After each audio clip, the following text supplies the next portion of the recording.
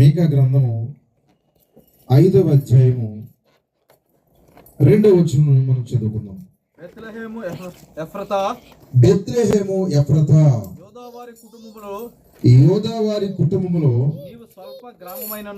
నీవు స్వల్ప గ్రామమైనను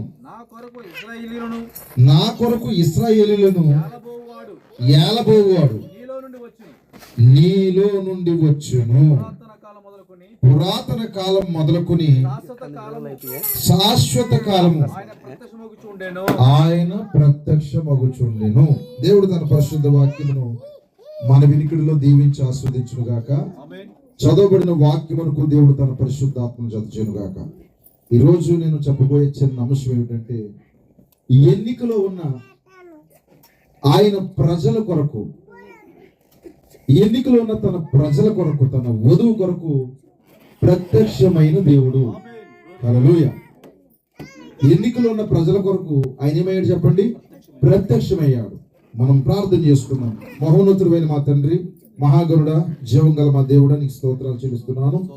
దేవా, నీ కృపను బట్టి ఈ యొక్క రాత్రి కాలం ఈ కూటాన్ని మాకు ఇచ్చారు, నీకు వందనాలు నాయన. ఈ యొక్క గోగుల్లంక అనే ప్రాంతాన్ని బట్టి నీకు స్తోత్రాలు చెల్లిస్తున్నాను. ఇక్కడ పరిచయం చేస్తున్న దాసుడు పాస్టర్ పీటర్ గారిని బట్టి నీకు స్తోత్రాలు చెల్లిస్తున్నాను. ఇక్కడ సిద్ధపడుతున్న నీ వధువును బట్టి నీకు వందనాలు నాయన. వారు నాయన ఒక ప్రేరణతో, ఒక ఆశతో ఈ కూటాన్ని ఏర్పాటు చేశారు తండ్రి. ఈ కూటాన్ని ఏర్పాటు చేసినటువంటి దావీదు కుటుంబాన్ని బట్టి కూడా నీకు స్తోత్రాలు చెల్లిస్తున్నాను దేవా. ఓ తండ్రి నాయన, ఈ కూటమి ద్వారా నువ్వు మహిమ పొందమని ప్రార్థన చేస్తున్నాను దేవా. ప్రతికూల పరిస్థితి నాయన, ఓ నాయన, భయంకరమైన చలి అయినప్పటికీ నీ ప్రజలు వచ్చారు, వారందరితోనూ కూడా మీరు మాట్లాడమని ప్రార్థన చేస్తున్నాను దేవా. నువ్వు మరలా ప్రత్యక్షమయ్యే దేవుడు, నువ్వు మరలా నాయన దిగి వచ్చే దేవుడు తండ్రి. మరలా నీ ప్రజలను దర్శించు దేవా, నీకే స్తోత్రాలు తండ్రి. ఏ ఆశతో అయితే నీ బిడ్డలు కూటాన్ని ఏర్పాటు చేసుకున్నారు, వారి ఆశ తీరును గాక, వారి అవసరం తీరును గాక, వారి జీవితంలో నూతన కార్యం జరుగును గాక. తప్పక మీరే కార్యం జరిగించండి. రోగులు స్వస్థపరచండి, బలహీనులు బలపరచండి ప్రభువా. ప్రతి డిస్టర్బెన్స్ ను బంధించండి. ఈ కూటానికి వ్యతిరేకంగా పనిచేయాలని చూస్తున్న ప్రతి దురాత్మ కార్యములు లైవవును గాక. ఈ స్వరం ఎక్కడికైతే వెళుతుందో అందరితో కూడా మీరు మాట్లాడండి, అందరిని ఆలోచింపజేయండి దేవా. బలహీనులను పక్కకు జరిపి నీవు రంగం మీదకి వచ్చి మాట్లాడమని మహిమ ఘనత ప్రభావం మీకు ఆరోపించుకుంటూ ప్రభువైన యేసుక్రీస్తు నామములో ప్రార్థించి అడుగుచున్నాము తండ్రి, ఆమేన్. దయచేసి కూర్చున్నాము. మరొకసారి ప్రభువైన యేసుక్రీస్తు నామములో నా ప్రత్యేకమైనటువంటి వందనాలు మీకు తెలియజేస్తా ఉన్నాను. గాడ్ బ్లెస్ యు అండి. అందరికీ కూడా దేవుడు మిమ్మల్ని దీవించును గాక. నన్ను ఎంతో ప్రేమతో ఇక్కడికి ఆహ్వానించేటువంటి దేవుని సేవకులు, నా యొక్క స్నేహితులు, తమ్ముడు పాస్టర్ పీటర్ గారిని బట్టి నేను చాలా సంతోషపడుతున్నాను. వారికి ప్రత్యేకమైనటువంటి వందనాలు తెలియజేస్తున్నాను. వారి కుటుంబానికి కూడా నా ప్రత్యేక వందనాలు. మరి అలాగే నన్ను ప్రేమించి నాతో సహకారిగా కుడి చేతి సహవసించినటువంటి మా సహోదరులు గాబ్రియల్ గారు కూడా నా ప్రత్యేక వందనాలు. మరి సేవకుడికి ఎంతో సహకారులుగా ఉండి చక్కగా మరి ప్రతి విషయంలో నమ్మకంగా ఉండే కుటుంబం దగ్గర కూడటం అంటే నాకు కూడా చాలా సంతోషం. హల్లెలూయా. మరి సేవకులు ఇక్కడ కొంచెం నిలబడి మాట్లాడుతున్నప్పుడు అవన్నీ కూడా విన్నాను. కింద చక్కటి విషయాలు మాట్లాడారు పిల్లలు. మరి ఇక్కడ డేవిడే కదా, దావీదు మెడ వారి దంపతులు, చాలా సంతోషం. వారిని బట్టి మరి పాస్టర్ గారితో పరిచయం అయినప్పటి నుంచి కూడా ఇక్కడికి వచ్చినప్పుడు వారి యొక్క భక్తి, వారి విధానము, వారి యొక్క ప్రేమ నేను చూస్తా ఉన్నాను. పాస్టర్ గారు కూడా ఇప్పుడు మంచి సాక్ష్యం ఇస్తారు వారి కొరకు. చక్కటి కుటుంబం దగ్గర ఇలా వాక్యం చెప్పడం నాకు సంతోషం. ఇక్కడ చక్కటి సహోదరులు కూడా ఉన్నారు, వారందరిని బట్టి నేను సంతోషపడతా ఉన్నాను. హల్లెలూయా. ఆయన ఇంటి దగ్గర పోవడం జరిగింది కదా, చాలా సంతోషం.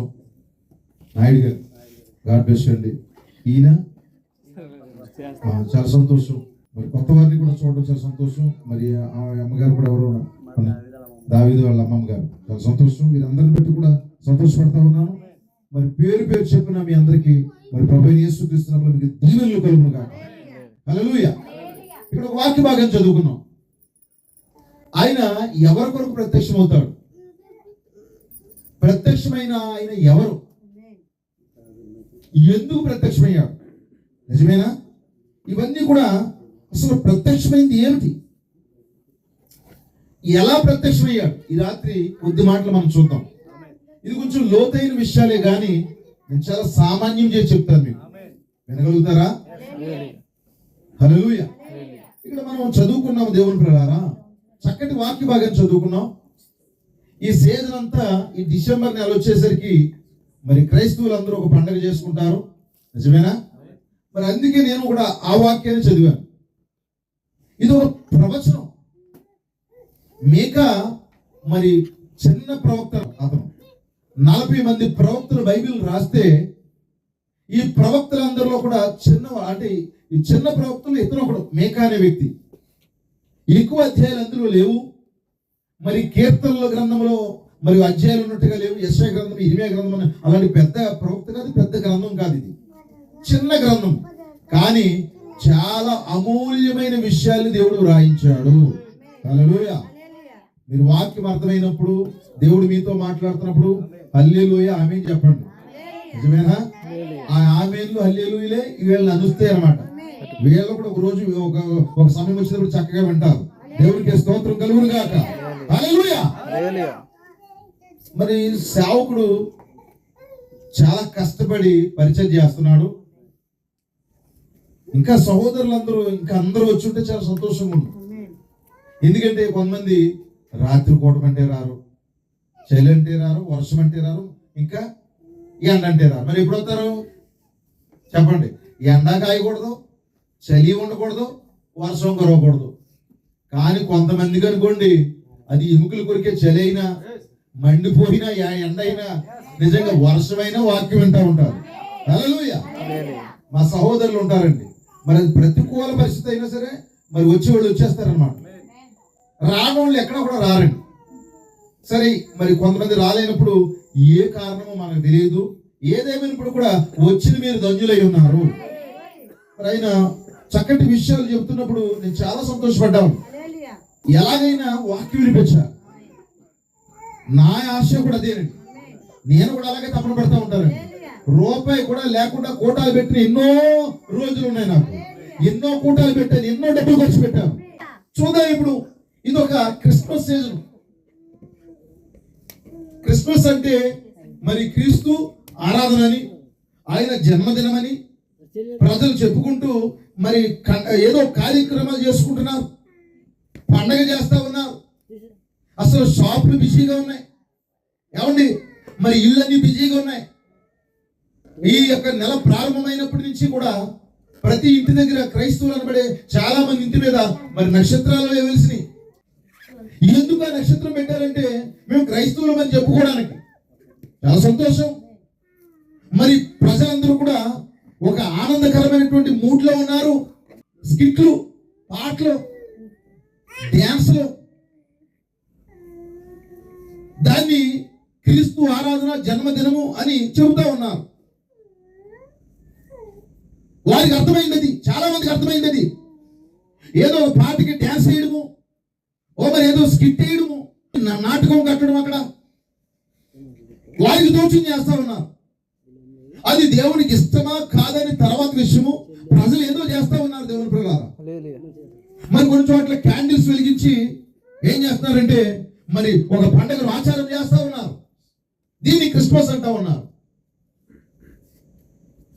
బైబిల్లో ఉందా లేదా అది తర్వాత విషయం, ప్రజలు చేసుకుంటూ వెళ్తా ఉన్నారు.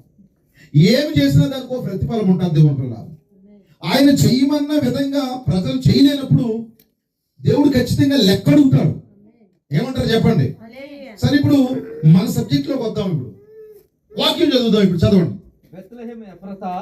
బెత్లెహేము ఎఫ్రతా, యోదావారి కుటుంబములో నీవు స్వల్ప గ్రామమైనను. స్వల్ప గ్రామం అంటే ఎంత? పెద్దదా చిన్నదా? చిన్నది. స్వల్ప గ్రామం, చాలా చిన్న కుగ్రామం అది. అయితే ఏంటి? హల్లెలూయా. బెత్లెహేము ఎఫ్రతా అని చెప్పి యోదావారికి ఇవ్వబడిన స్వాస్థ్యంలో, హల్లెలూయా, యోదావారికి ఎవరు ఇచ్చారు స్వాస్థ్యాన్ని? యెహోషువ ద్వారా దేవుడు ఇచ్చాడు. హల్లెలూయా. యెహోషువ దాన్ని పంచిపెట్టాడు. వింటున్నారా? యెహోషువ ద్వారా దేవుడు పంచిపెట్టాడు స్వాస్థ్యాన్ని. బెత్లెహేము ఎఫ్రతా యోదావారిలో, యోదావారి కుటుంబములలో నీవు స్వల్ప గ్రామమైనను నీవు చాలా స్వల్ప గ్రామమైనను నా కొరకు హల్లెలూయా నా కొరకు ఈ ఇశ్రాయేలును ఏలబోవాడు నీలో నుండి వచ్చును. ఇక్కడ ఆగుదాం కొద్దిసేపు. బెత్లెహేము ఎఫ్రాతా, నువ్వు చాలా సామాన్యమైన గ్రామానివి. ఎవరు దేవుడు మాట్లాడేది గ్రామంతోనా? దేవుడు మాట్లాడేది భూభాగంతోనా? కాదండి, ఆ ప్రజలతో మాట్లాడుతున్నాడు. హల్లెలూయా. ఇప్పుడు బెత్లెహేము ఏమనుకుంటుందంటే, నేను చిన్న సంఘము, నేను చిన్నదాన్ని, మేము 10 మందే ఉంటాము, మేము ఎన్నిక లేని వారము, మేము ఎవరి చేత గుర్తించబడిన వారము అని అది బాధపడతా ఉంటే, ఆ గ్రామంలో దేవుడు అంటున్నాడు హల్లెలూయా, అక్కడ ప్రజలతో మాట్లాడుతున్నాడు. మీరు భయపడవలసిన అవసరం లేదు, మీరేమి బాధపడవలసిన అవసరం లేదు. మీరు చిన్నవారైనప్పటికీ కూడా హల్లెలూయా, మీరు స్వల్ప గ్రామం అయినప్పటికీ కూడా, మీరు ఎవరి చేత గుర్తించబడినప్పటికీ కూడా, మీరు ఇక్కడ ఉన్నారన్న సంగతి ప్రపంచానికి తెలియకపోయినప్పటికీ కూడా హల్లెలూయా, ఇశ్రాయేలును ఏలబోవాడు, ఈ ప్రపంచాన్ని ఏలబోవాడు సృష్టికర్త, దేవాది దేవుడు, స్వయంభవుడు హల్లెలూయా, నీలోంచే వస్తాడు. హల్లెలూయా. ఇప్పుడు ఏమన్నా భయపడవలసిన అవసరం ఉందా? ఎంత గొప్ప ఆదరణకరమైన మాట అండి. అది కూడా యెషయా ద్వారా కాదండి, పెద్ద ప్రవక్త ద్వారా మాట్లాడట్లేదండి, అది కూడా ఇర్మియా ద్వారా మాట్లాడట్లేదు. అది ఎవరంటే మరీ చిన్న ప్రవక్త అండి. హల్లెలూయా. మేక అంటే అసలు ఎవరికి తెలియదు, అతను ఒక సేవ చేస్తాడని ప్రజలకు తెలియదు. హల్లెలూయా. గుర్తించడం కూడా, ఎందుకంటే సన్నిహితుడి సభలో లేడు అతను. దేవునికి స్తోత్రం కలుగుగాక. ఆ సంస్థలో ఎవరు, ఏ సంస్థలో లేడు, ఏ శాఖలో లేడు. అలాంటి చిన్న ప్రవక్త ద్వారా చిన్న పట్టణం గురించి దేవుడు మాట్లాడుతున్నాడు. ఏమని మాట్లాడుతున్నాడు? ఎందుకు భయపడుతున్నావు? ఎందుకు నిరాశపడుతున్నావు? హల్లెలూయా. నీకున్న ధన్యత పెద్ద పెద్ద సంస్థలకు లేదు, నీకున్న ధన్యత పెద్ద పెద్ద సంఘాలకు లేదు. హల్లెలూయా. నువ్వు ధన్యుడివి, నువ్వు ధన్యురాలివి. హల్లెలూయా. మరియతో కూడా ఏం చెప్తున్నాడు? స్త్రీలలో ఎవరమే ధన్యురాలు. ఓ మరి చిన్న వ్యక్తి కనుక దేవుని పిల్లారా, ఆయన సామాన్యమైన ప్రజలు ఎన్నుకుంటాడేంటి? గుర్తించబడిన ప్రజలు ఎన్నుకుంటాడేంటి ఆయన? హల్లెలూయా. ఆయన భూమి మీదకి రావడానికి ఎలాంటి పట్టణాన్ని ఎన్నుకోవాలి, ఎలాంటి దేశాన్ని ఎన్నుకోవాలి? ఈ రోజుల్లో అమెరికా వంటి దేశాన్ని ఎన్నుకుని లాస్ ఏంజల్స్ అనబడే దేవదూతల పట్టణం అనబడే అలాంటి ప్రాంతంలో పుట్టుంటే బాగుంటది కదా. ప్రపంచానికి గొప్ప గొప్ప టెక్నాలజీస్, లేకపోతే అనేకమైనవి కొత్తవి కనిపెడుతున్నటువంటి చైనా లాంటి దేశాన్ని ఎన్నుకోవచ్చు కదా ఆయన. జపాన్ లాంటి గొప్ప సూపర్ టెక్నాలజీ ఉన్నటువంటి దేశాన్ని ఎన్నుకోవచ్చు కదా. వింటున్నారా? ఏ ఉగ్రవాద సంస్థనైనా ఎన్నుకోవచ్చు కదా ఆయన. ప్రపంచ జనాభాలో గొప్పదైనటువంటి ఏ దేశాన్ని ఎన్నుకోవచ్చు కదా. ఆయన ఏం చేస్తాడు చెప్పండి? నేను ఎవరి దగ్గరికి వెళ్ళాలబ్బా? రాత్రి మీరు గమనించండి, నిన్ను ఎవరో పట్టించుకోవట్లేదు అని అనుకుంటావు కానీ నిన్ను ఒక ఆయన పట్టించుకుంటాడు. నిన్ను ఎవరో చూస్తలేదు అనుకుంటావు కానీ ఎవరో ఒక ఆయన చూస్తాడు నిన్ను. నువ్వు ఎందుకు బాధపడుతున్నావు? నువ్వు ఎందుకు భయపడతావు? నీ స్థాయిని ఎందుకు తగ్గించుకుంటావు? నిన్ను దేవుడు గమనిస్తుంటే ఆయన పెద్ద పెద్ద కోటాల్లోని, పెద్ద పెద్ద క్రిస్మస్లోని, మరి ఆ ప్రాంతంలో రాజకీయ నాయకులు, ఆ ప్రాంతంలో గొప్ప గొప్ప వారు వచ్చిన ప్రాంతంలో ఆయన ఉంటాడేమో అనుకుంటావు. కానీ ఆయన వెతుక్కుంటూ నీ దగ్గరకు వస్తాడు.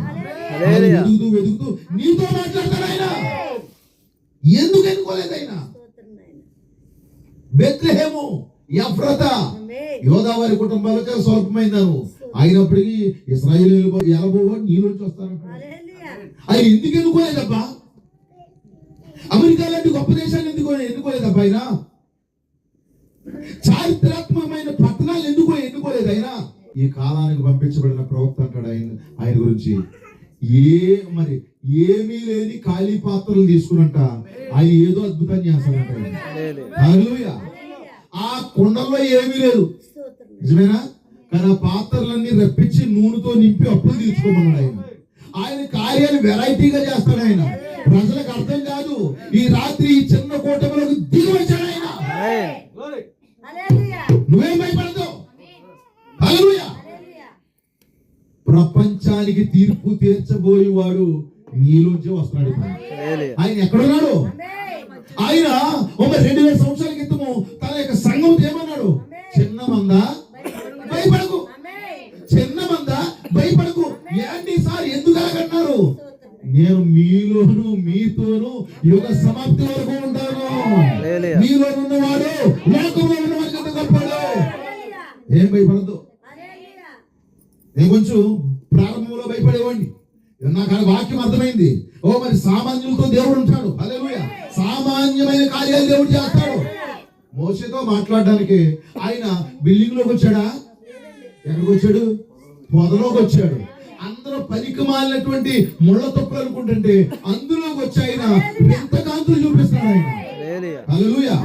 నువ్వు త్రోసి వేయబడినా పర్వాలేదు, నిన్ను పక్కకు గెంటేసినా పర్వాలేదు, నిన్ను దేవుడు ఎన్నుకున్నాడు, నీతో ఉన్నాడు ఆయన. హల్లెలూయా. చూడండి ప్రియులారా, ఆయన భూమి మీదకి రావాలనుకున్నాడు 2000 సంవత్సరాల క్రితం. 2000 సంవత్సరాల క్రితం ఏమనుకోండి చెప్పండి? భూమి మీదకి రావాలనుకున్నాడు. భూమి మీదకి రావాలంటే ఏ ప్రాంతం రావాలి? ప్రపంచ పటంలోనే మరి చాలా చిన్నది, చిన్న డాట్ పెట్టినట్టు ఉంటుంది ఆ దేశం. అలాంటి ప్రాంతం చూసి ఎక్కడ జన్మించాలి? హల్లెలూయా. ఇప్పుడు ఉన్నట్టుగా రాజస్వాగతం ఉన్నారు ఆయనకి, ఇప్పుడున్నట్టు స్కిట్లు ఉన్నాయా, ఇప్పుడు పాటలు ఉన్నాయా? అప్పుడు లేవు కానీ ఇప్పుడు వేస్తున్నాం పాస్టర్ గారు. అయ్యి బాబోయ్, భలే ప్రజలు చెప్పుకుంటారు, అక్కడే ఉంటారు జనాలు. ఈరోజు నేను ఆ యానంలో మరి మీటింగ్ కొరకు వస్తున్నప్పుడు, యానంలో మా సహోదరు దగ్గర ఉన్నప్పుడు అనౌన్స్మెంట్ జరుగుతుంది. స్కిట్లు వేయబడును, క్యాండిల్ సర్వీస్ ఉంటుంది, చిన్నపిల్లల చేత కంఠత వాక్యాలు. ఓకే, నో ప్రాబ్లం, మంచిదే.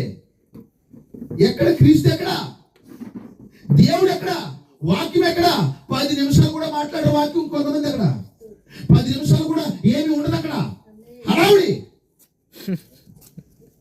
దేవుడు ఎవరిని అనుకుంటున్నాడు? ఇప్పుడు చూడండి, ఆయన అనుకున్నాడంట జ్ఞానం గల పట్టణం ఉంది యెరూషలేము. అదంట కొంచెం గర్వంగా అంట, ఎందుకంటే నేను చాలా చారిత్రాత్మకమైన పట్టణాన్ని అనుకున్నాను. జ్ఞానం గలది, గర్వం గలది. ఆ యూదా దేశంలో పాలస్తీనాలో చాలా పొడవైన పట్టణం. అయితే దాన్ని రిజెక్ట్ చేశాడు దేవుడు. అంటున్నారా? నేను కొన్ని వర్తమానంలో వచ్చి మీకు కొన్ని మాటలు మాట్లాడతాను. ఆ తర్వాత నేను తీసుకున్న అంశాన్ని నేను చెప్తాను. దేవుడు ఎక్కువసేపు వచ్చడం మంచి బాగా మరి కూర్చుంది కనుక ఇప్పుడు ఇందులో వాక్యం చెప్పిన తర్వాత ఈ ప్రభావం, ఈ మంచు ప్రభావం నాకు ఇంకా ఈ నెల అంతా ఉంటుంది. ఎందుకంటే ఈ మరి నీళ్లు కూర్చొని కుడుతుంది, అయిపోయిన తర్వాత చూడండి, మీ బైబిల్ని పెట్టండి, చాలా మంచిది. అయినప్పటికీ కూడా పర్వాలేదు. మరి నన్ను ప్రేమించి నా సోదరుడు నన్ను పిలిచాడు కనుక నాకు ఇష్టం. హల్లెలూయా. నేను ఇక్కడికి వచ్చినప్పుడు మంచి అని అనుకున్నాను.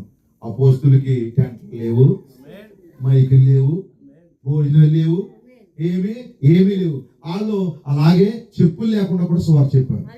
ప్రభు అవకాశం ఇచ్చేందుకు హల్లెలూయా. చూద్దాం ఇప్పుడు.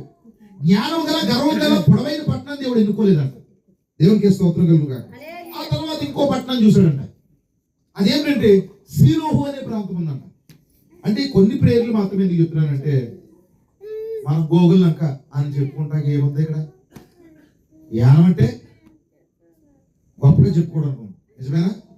రాజమండ్రి, హైదరాబాద్, కాకినాడ, వైజాగ్ అంటే పట్టణాలు బాగుంటాయా? గోగుల్ లంక ఎక్కడుంది రాబాయ్? ఇది ఎక్కడుంది? కనుక కొన్ని ముఖ్యమైన పట్టణాలు ప్రవక్త చెప్తున్నాడండి. సిలోహు దగ్గరికి వెళ్దామా అనుకున్నాడు. సిలోహులో ప్రత్యేకత ఏమిటి అంటే, ఇశ్రాయేలు ప్రజలు ఐగుప్తు నుంచి బయటకు వచ్చిన తర్వాత దేవుడు ప్రత్యక్ష గుడారాన్ని కట్టించక్కడ, ప్రత్యక్ష గుడారం వేయించి మందసాన్ని చేయించాడు కదా. వినగలుగుతున్నారా? నా వైపు చూడండి, డిస్టర్బ్ అవ్వకండి. చాలా అమూల్యమైన మాటలు ఇవి. మరి మందసాన్ని పెట్టాడు కదా దేవుడు. ఈ మందసం ప్రారంభంలో ఫస్ట్ ఎక్కడ పెట్టబడిందో తెలుసా? మందసాన్ని చేసిన తర్వాత ఈ మందసం లోపల దేవుడు దిగి వచ్చి ఫస్ట్ ఎక్కడ విశ్రాంతి పొందాలో తెలుసా అండి? సీలోహులో విశ్రాంతి పొందాడు. హల్లెలూయా. ఇప్పుడు దేవుడు అంట మొట్టమొదటిగా నా మనసు విశ్రాంతి పొందిన నా స్థలంలో సీలోహులో వద్దామా అనుకున్నాడంట. కానీ రాలేదు అక్కడ. యెరూషలేము రిజెక్ట్ చేశాడు, త్రోసేశాడు. షిలోహును కూడా పక్కన పెట్టాడు. హల్లెలూయా. తర్వాత కొంచెం ప్రాముఖ్యమైన పట్టణం ఏమిటంటే గిల్గాలు. ఏంటంటే అది గిల్గాలు. ఇది ఆత్మ సంబంధమైన ఆరాధన స్థలం అంటే. ఆ రోజుల్లో గిల్గాలంటే అది ఆధ్యాత్మిక కేంద్రం లాగా ఉండేది. కానీ దేవుడు దాన్ని కూడా రిజెక్ట్ అంటే త్రోసేశాడండి. ఈ రోజు నేను ఇది అనుకున్న వాళ్ళు దేవుడు త్రోసేస్తాడండి. నేనేమీ కాదు ప్రభు అని తగ్గించుకున్న వాళ్ళకి దేవుడు వస్తాడు. ఈడెవడరా ఇప్పుడు వచ్చాడు, మేము ఎప్పటి నుంచో ఉన్నాము, నిన్ను ఎప్పుడో పక్కన పెట్టాడు దేవుడు. హల్లెలూయా. సామాన్యులు దేవుడు వాడుకుంటాడు, గర్విస్తులు దేవుడు పక్కన పెడతాడు. అది వారికి తెలియదు. దేవుడు పిల్లలారా, దేవుడు సంఖ్యను బట్టి రాడండి. అంటున్నారా? ఎక్కడ ఇద్దరు ముగ్గురు కూడి ఉంటారో వాడు మధ్యలో వస్తానన్నాడు. ఆయనకే లేనప్పుడు నాకేంటి? హల్లెలూయా. ఆయన ఇద్దరు ఉన్నప్పుడు వస్తే దేవుడికే మహిమ కలుగును గాక. ఆయన ఎంత సామాన్యమైన దేవుడు, ఎంత తగ్గించుకుంటాడో చూడండి. ఆయన నిత్యముగా దేవుడు పిల్లలారా, గిల్గాలు నేను ఆధ్యాత్మిక కేంద్రాన్ని, మంచి ఆరాధన స్థలాన్ని, అయ్యి బాబు మాకు ఆర్కెస్ట్రాలు ఉన్నాయి, మా దగ్గర మరి కొయిర్ ఉంది, మేము తెల్లబట్టలు వేసుకుంటాం, ఆదివారం భోజనాలు పెట్టేస్తాం అన్నవాడిని పక్కన పెట్టాడంట. మా సంఘానికి పోతే సీట్లు ఇప్పిస్తాం వింటున్నారా? వాళ్ళని కూడా పక్కన పెట్టాడంట. మన సంఘంలో ఫ్యాన్లో విశాలంగా ఉంటుంది, మీకు అవసరమైతే ఏసీ కూడా ఉంటుంది, వచ్చేయండి అన్న కూడా పక్కన పెట్టాడంట.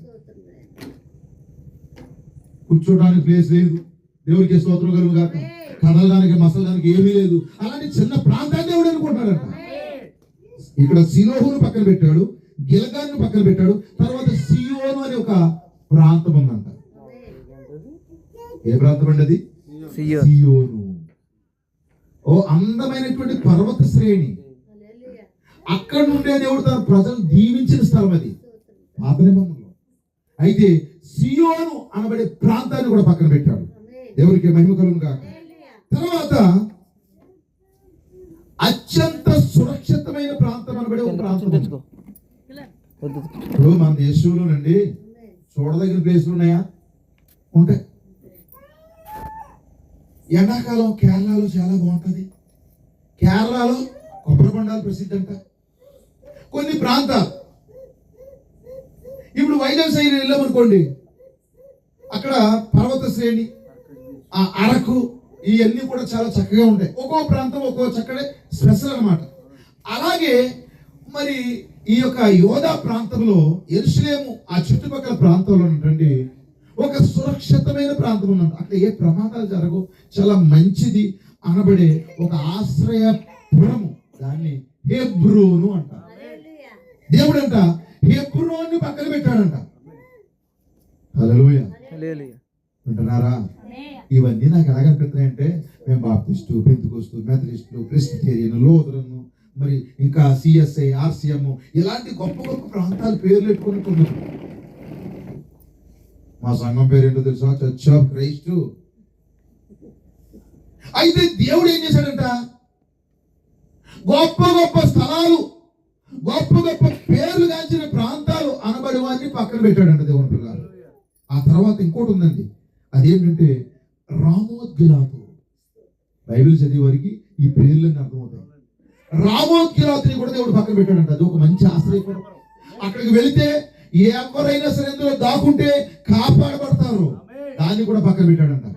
మరొక ప్రాంతం కూడా ఉందంట, ఏమిటంటే కాదేశు బర్నేయ. కాదేశు బర్నేయలో జన్మిందామా అనుకుంటే అది ఏమిటంటే దేవుడు కొంతమందికి తీర్పు తీర్చిన స్థలం. కాదేశు బర్నేయను కూడా దేవుడు పక్కన పెట్టాడు. ఆశ్రయపురాలను పక్కన పెట్టాడు. మరి విశ్రాంతి పొందిన స్థలాలను పక్కన పెట్టాడు. మరి పొడవైన ప్రాంతాలను పక్కన పెట్టాడు. దేవుడు పిల్లల దీవించిన ప్రాంతాలను పక్కన పెట్టాడు. హల్లెలూయా. కానీ చిన్న మంద భయపడకు అన్నట్టుగా హల్లెలూయా ఎక్కడికి వచ్చాడంటే ఆయన అల్పమైన బెత్లెహేము, అల్పమైన బెత్లెహేములోకి వచ్చాడు ఆయన. నేను ఈ రాత్రి ఆయన 2000 సంవత్సరాల క్రితం జన్మించిన స్థానాన్ని చూడట్లేదు, ఇప్పుడు వచ్చిన ప్రాంతాన్ని చూస్తున్నాను. ఇప్పుడు కూడా ఎక్కడికో వచ్చాడు ఆయన. హల్లెలూయా. ఎవరి దగ్గరకు వచ్చాడు? గుర్తించిన వారు దేవునికి స్తోత్రం చెల్లించండి. ఆకాశ మహాకాశాల పట్టజాల దేవుడు గొప్ప గొప్ప సంస్థలను విడిచిపెట్టే ఈ రాత్రి నీ దగ్గరకు వచ్చాడు. నువ్వే అల్పమైన బెత్లెహేము, నువ్వే ఆ చిన్న మంద, నీ కొరకే దేవుడు వచ్చాడు. Fear not. హల్లెలూయా. నువ్వే భయపడవలసిన అవసరం లేదు. ఈ రాత్రి దేవుడు నిన్ను దీవించాడు. హల్లెలూయా. అయ్య బాబోయ్, పలానా చర్చ్ అంటే మామూలుగా ఉండదు, అందులో కూడా వెళ్ళాలంటే భయం వేస్తుంది, అది కూడా విడిచిపెట్టలేదు.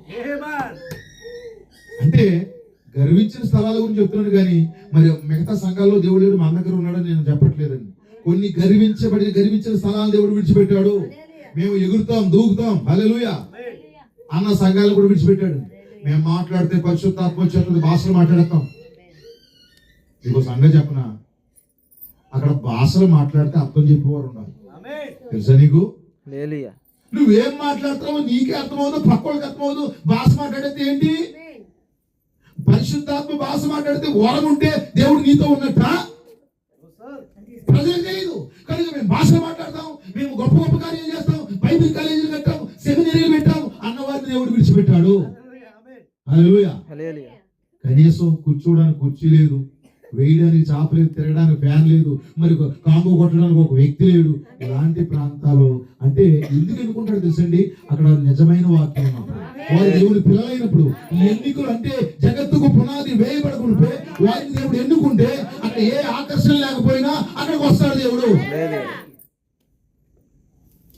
క్రీస్తు దేవుడు పిల్లారా, ఇప్పుడు ఆయన ఈ చిన్న ప్రాంతాన్ని, ఈ యొక్క ప్రాంతాన్ని ఎన్నుకున్నాడు. ఈ మీకా గ్రంథము 5వ అధ్యాయం 2వ వచనంలో మనం చూస్తున్నట్టుగా బెత్లెహేము ప్రవక్త ద్వారా ఆ ప్రాంతాన్ని దేవుడు పలుకుతున్నాడు. ప్రవక్త అంటే ప్రవక్త లోపల దేవుడు ఉంటాడా? ఇప్పుడు పేరు పెట్టి పిలుస్తున్నాడా? ఆ ప్రాంతాన్ని పేరు పెట్టి పిలుస్తున్నాడా? ఈ రాత్రి కూడా ఈ గడి వర్తమానం ఇక్కడికి వచ్చిందంటే ఆల్రెడీ జగత్తుకు పునాది వేయబడకపోతే నీ పేరు ఎక్కడో రాశాడు దేవుడు. గొర్రె పిల్ల జీవ గ్రంథంలో నీ పేరు రాయబడింది. ఈ రాత్రి కూడా దేవుడు నీ పేరు పెట్టి పిలుస్తున్నాడు. ఆ రోజు బెత్లెహేము పిలిచాడు, ఈ రాత్రి నన్ను పిలుస్తా ఉన్నాడు. ఎవరా బెత్లెహేము? నేనే. నువ్వైతే దేవుని స్తోత్రం చెప్పు. నువ్వేనా బెత్లెహేము? ఏమని బెత్లెహేము ఎఫ్రాతా యోధా వారి కుటుంబాల్లో, హల్లెలూయా, ఆ గొప్ప కుటుంబంలో చాలా అల్పము స్వల్ప గ్రామమైనను, చిన్న వ్యక్తి అయినను, సామాన్యమైన వ్యక్తి అయినను, హల్లెలూయా, ఇశ్రాయేలు యాలబోవాడు. ఆయన సామాన్యుడు కాదు, ఒక రాజు, king of king, lord of lord అయినా, హల్లెలూయా, ప్రభులు ప్రభు, రాజులకు రాజు అయినా. ఎవరా దేవుడు? ఏమైనా సృష్టికర్తయ్యా. ప్రత్యక్షమైన దేవుడు ఎవరు? సృష్టికర్తయ్యా. ఆయన ఎక్కడి నుంచి వస్తాడు తెలుసా? నీలో నుండి. ఏమన్నా చెప్పండి? నీ పక్క నుంచి కాదు, నీ పక్క నుంచి కాదు, వేరే సంస్థల నుంచి కాదు. ఆయన ఎలా వస్తాడు తెలుసా? నీలో నుండి వస్తాడు. రాత్రి నీలో నుంచి ఆయన ఉన్నాడు. ఇప్పుడు నీ లోపల ఉన్నాడు. యుగ సమాప్తి వరకు మీతోనే మీలోనే ఉంటాడు. ఇప్పుడు ప్రపంచానికి తీర్పు దేశానికి ఎక్కడి నుంచి వస్తాడు? నీ లోపల నుంచి వస్తాడు. 2000 సంవత్సరాల క్రితం బెత్లెహేము నుంచి వస్తే ఇప్పుడు మరలా ఆయన నీ లోపల నుంచి వస్తాడు. ఆయన నమ్ముతున్నావా? ఇప్పుడు చిన్న నేను తీసుకున్న అంశం ఇది కాదు, ఎందుకంటే అది ఇందులో ఇంక్లూడ్ అయ్యింది కనుక నేను చెప్తున్నాను. ఇప్పుడు ఇశ్రాయేల్ ప్రజలు ఐగుప్తు నుంచి కానాను వచ్చేసారు. మోషే ద్వారా బయటకు వచ్చారు, యెహోషువ ద్వారా లోపలికి వెళ్ళారు. నిజమేనా? వెళ్ళిన తర్వాత ఎవరికి నచ్చిన ప్లేస్ లో వాళ్ళు వెళ్ళిపోవడానికి లేదండి. ఇప్పుడు 4 పిల్లలు ఉన్నారు. 4 పిల్లలు ఎవరికి నచ్చిన వాళ్ళు అడిగేది తండ్రి ఇవ్వడండి. తండ్రికి ఒక ఆలోచన ఉంటుంది. నిజమేనా? వారికి ఏది ఇవ్వాలి, ఎక్కడ పెట్టాలి, పెద్దోడు ఎక్కడ ఉండాలి, చిన్నోడు ఎక్కడ ఉండాలి, పెద్దోడికి ఇవ్వాలి, చిన్నోడికి ఇవ్వాలి, కూతురికి ఇవ్వాలి, కొడుకు ఇవ్వాలి, ఇదంతా కూడా తండ్రికి ఒక ఆలోచన ఉంటుంది. భౌతికమైన తండ్రికి ఆ ఆలోచన ఉంటే పరలోక తండ్రికి ఉండదా? కనుక 20 లక్షల మంది 30 లక్షల మంది పొలోమంటే వెళ్ళిపోయి ఒరే ఇది నాది ఇది నాది అని వెళ్ళిపోవడం లేదండి. అక్కడ ఎవరు పంచిపెట్టాలి? యెహోషువ పంచిపెట్టాలి. మీకు అర్థమవుతుందండి? స్వాచ్యం ఎవరు పంచిపెట్టాలి చెప్పండి? యెహోషువ పంచిపెట్టాలి. యెహోషువ పంచిపెట్టాలి. ఇప్పుడు యెహోషువ ఎవరు? పరిశుద్ధాత్మకు సాదృశ్యం. ఇప్పుడు ఇతను పంచిపెట్టాల్సి వచ్చు. ఇది నీది, ఇది నీది, ఇక్కడ నువ్వు ఉండాలి, ఇక్కడ నువ్వు ఉండాలని. 12 గోత్రాలు వారికి నచ్చినట్టుగా వారు వెళ్ళిపోవడం లేదండి. 12 గోత్రాలకు కూడా మరి యెహోషువ పంచిపెడతాం. ఇప్పుడు అందరూ కూడా పక్కన పెడతాము. ఇప్పుడు స్వాచ్యాన్ని ఎవరికి పంచిపెడతానంటే భూభాగాన్ని యోధాకు పంచిపెడతాను. హల్లెలూయా. యోధా గోత్రానికి మరి స్వాచ్యాన్ని పంచిపెడతాను. ఇంచుమించుగా ఎన్ని పట్టణాలు ఇచ్చాడు, ఎన్ని గ్రామాలు ఇచ్చాడంటే 115 గ్రామాలు ఇచ్చాడంట. 115 ప్రాంతాలు ఇచ్చాడంట. ఈ 115 ప్రాంతాలు ఇస్తున్నప్పుడంట, ఈ 115 ప్రాంతాల్లోనే ఓ మూలన పడి ఉందంట బెత్లెహేం. అసలు ఎవరు గుర్తించలేదంట దాన్ని. లంకది. హల్లెలూయా. చిన్న లంక. అసలు ఇది ఒకటి ఉందన్న సంగతి నాకు చాలా కాలం క్రితం వరకు తెలియదు. ఈ ప్రాంతాల్లో తిరుగుతున్నప్పుడు కూడా ఇక్కడ ఒకరు ఉన్నారని నాకు తెలియదు. హల్లెలూయా. కనుక చూడండి, ఆ యెహోషువ 115 ప్రాంతాలు వారికి ఇచ్చేసినప్పటికీ కూడా ఇదిరా గొప్ప పట్టణం, మనకు బలే దొరికింది అనుకుంటాను కదా, పేరే పెట్టబడలేదు. యెహోషువ పంచి పెడుతున్నప్పుడు, స్వాస్థ్యాలు పంచి పెడుతున్నప్పుడు దానికి పేరు లేదు. యెహోషువ దాన్ని మరి వారికి స్వాస్థ్యం ఇస్తున్నప్పుడు దేవుని పిల్లల అక్కడ ఎంతమంది ఉన్నారంటే దాన్ని కనుగొన్నప్పుడు 2 లేక 3 ఇళ్ళు ఉన్నాయంట. ఎన్ని ఇళ్ళు ఉన్నాయండి? అంతే. మీ తాతల దగ్గరికి వెళ్ళి అడగండి. వాళ్ళ తాతల కాలంలో ఇక్కడ ఎంతమంది ఉండేవారు? తక్కువ. ఈ మధ్య కాలంలో ఇది కొంచెం విస్తీర్ణం అయి ఉండొచ్చు. ఒకప్పుడు ఇప్పుడున్నటువంటి ఫెసిలిటీస్ కూడా వారికి లేవు. ఎలాంటి ఇప్పుడు ఇంజిన్ నావలో లేకపోతే ఇంజిన్ దాన్ని ఏమంటారు, రేవు నావలో ఎన్ని వచ్చినాయి. అప్పుడు అవి పంటలు ఏమీ లేవు. ఏవో మరి మీ పేరు నాకు ఆ పేరు లేదు, సాఫ్సీర్ నావలంట. ఏవో వాటి మీద ఈదుకుంటా వెళ్ళేవారు ఉండొచ్చు, లేకపోతే చిన్న చిన్న పడవల మీద వెళ్ళి ఉండొచ్చు. అసలు గుర్తింపు లేని ఒక ప్రాంతం అండి బెత్లెహేం అనేది. హల్లెలూయా. కానంట ఆ ప్రాంతం అంటండి ప్రవక్త అన్నాడు సారవంతమైన ప్రాంతం. హల్లెలూయా. సారవంతం అంటే అది గొప్పది కాకపోయినా ఫలాలు మాత్రం ఇస్తుంది అన్నది అర్థమైంది. మీరు సామాన్యమైన వ్యక్తులైనప్పుడు కూడా ప్రభు అయిన యేసుక్రీస్తుకు మంచి ఫలాలు ఇచ్చే వరకు ఉంటే చాలు. ఆ సబ్జెక్ట్ ఎందుకు ఇలా నడుస్తుంది నేను అనుకునే చెప్పగలను లేదు, ఎందుకంటే చాలా రిఫరెన్స్ చెప్తారు అనుకున్నాను ఈ రోజు, మరి ఇవ్వగలను లేదు నాకు తెలియదు. హల్లెలూయా. సామాన్యమైన ప్రాంతం అది, చాలా చిన్న ప్రాంతం అది, కానీ సారవంతమైన ప్రాంతం. ఓ విశ్వాసి, నువ్వు పెద్ద వ్యక్తి ఒక్కర్లొద్దు. హల్లెలూయా. చూడండి, గొప్ప గొప్ప వాళ్ళు మంచి మంచి ఏర్పాట్లు ఏమి చేయరు, సామాన్యులే బాగా ఏర్పాట్లు చేస్తారు. ఒకసారి పేదరింటికి వెళ్ళి కూర్చుంటే ఆప్యాయంగా పెడతారంటే భలే ఉంటుందండి వాళ్ళకి. కొన్ని చోట్ల పంచపక్ష పరమాణాలు ఉన్నా కానీ తినబుద్ధి అవ్వదు, కానీ వారి ప్రేమ ఎంత బాగుంటుందో. హల్లెలూయా. తక్కువ సంపాదన అయినా సరే క్రమంగా ఇస్తారు దేవుడు. 100 మందికి ఉన్నా సరే యారా ఎందుకు ఎవరా నువ్వు అని అంటాక నీ దగ్గర తీసుకోవడం దేవుడికి ఇస్తుంది, అందుకే ఇవ్వకూడదని మనసు నీకు వస్తుంది. ఒక సంగతి చెప్పనా, ఎందుకు ఇవ్వాలి దేవుడికి? నీ ఊపిరి తీసేస్తే తెలుస్తుంది. ఏడు దొంగ మాటలు ఇయ్యా దేవుడికి ఎందుకు ఇవ్వాలి? ఇలాంటి ఆలోచన 100 మందికి వస్తాడు, అదేం కొరకాయో తెలీదు. అది సారవంతమైన నేల కాదు. హల్లెలూయా. రకరకాల ఆలోచనలు వస్తూ ఉంటాయండి. సామాన్యులండి దేవుడికి ఇచ్చే విషయంలో, ఎందుకంటే నువ్వు కాపాడు కాబట్టి కొన్ని మాటలు చెప్తున్నాను. మీరు ఇచ్చేది తీసేసుకోవాలి ఈ మనసు ఏమీ లేదు, కానీ ఒక విషయం చెప్తాను చూడండి, ఇవ్వకూడదు అనే మనసు నీ లోపల ఉందనుకో, నీకు సీక్రెట్ చెప్పనా, నీ దగ్గర తీసుకోవడం దేవునికి ఇష్టం లేక నీకు ఆ మనసు పెడతారు. నీ దగ్గర తినడం ఇష్టం లేదే, అందుకే నీకు ఇవ్వకూడదని మనసు వస్తుంది. చిన్న బెత్లెహేమే కనంటండి మంచి పంట పడుతుంది. హల్లెలూయా. చిన్న సంఘాలే కానీ దేవుని కొరకు యథార్థంగా భక్తి చేస్తాను. నేను చాలాసార్లు పాస్టర్ గారితో మాట్లాడతాను, ఈ పాస్టర్ గారితో ఆన్లైన్ ప్రేయర్ చేసుకోవాలి పాస్టర్ గారు, మరి క్యాసెట్ పరిచర్య మాకు, మేము ఈరోజు బైబిల్ స్టడీ, ఉపవాస ప్రార్థన. ఓహో, చిన్న సంఘాన్ని మరి మంచి ఆసక్తిగా నడిపిస్తున్నాడు ఈ సోదరుడు, నేను సంతోషపడతాను. ఈ చిన్న సంఘము ఉపవాస ప్రార్థనలు, గొలుసు ప్రార్థనలు, ఆన్లైట్లు, మరి ఆరాధనలు, రాత్రంతా ప్రార్థనలు ఇవన్నీ చేస్తున్నప్పుడు నేను చాలా సంతోషపడుతున్నాను. ఆ బెత్లెహేము కూడా చిన్నదే కానీ సారవంతమైందే. హల్లెలూయా. ఇప్పుడు చిన్న ప్రాంతంగా అని కాదు, సారవంతమైన ప్రాంతంలోకి వచ్చాడు ఆయన. అది ఆ యొక్క ప్రాంతంలో దేవుని పిల్లారా ఏటవాలుగా కనపడంట. చుట్టుపక్కల ప్రాంతాలకి అసూయపడేలాగా ఉందంట బెత్లెహేము. దాన్ని ఎవరు కనుగొన్నారు తెలుసా? సల్మాను దాన్ని కనుగొని, హల్లెలూయా, దానికి ఆ ప్రాంతానికి దేవుని పిల్లారా ఒక వన్యం తీసుకొచ్చాడు అతను. ఆ ప్రాంతంలోనే దావీదు రాజు అయ్యాడు. హల్లెలూయా. ఆ ప్రాంతాన్ని ఎన్నుకుని ప్రభువైన యేసుక్రీస్తు వచ్చాడు.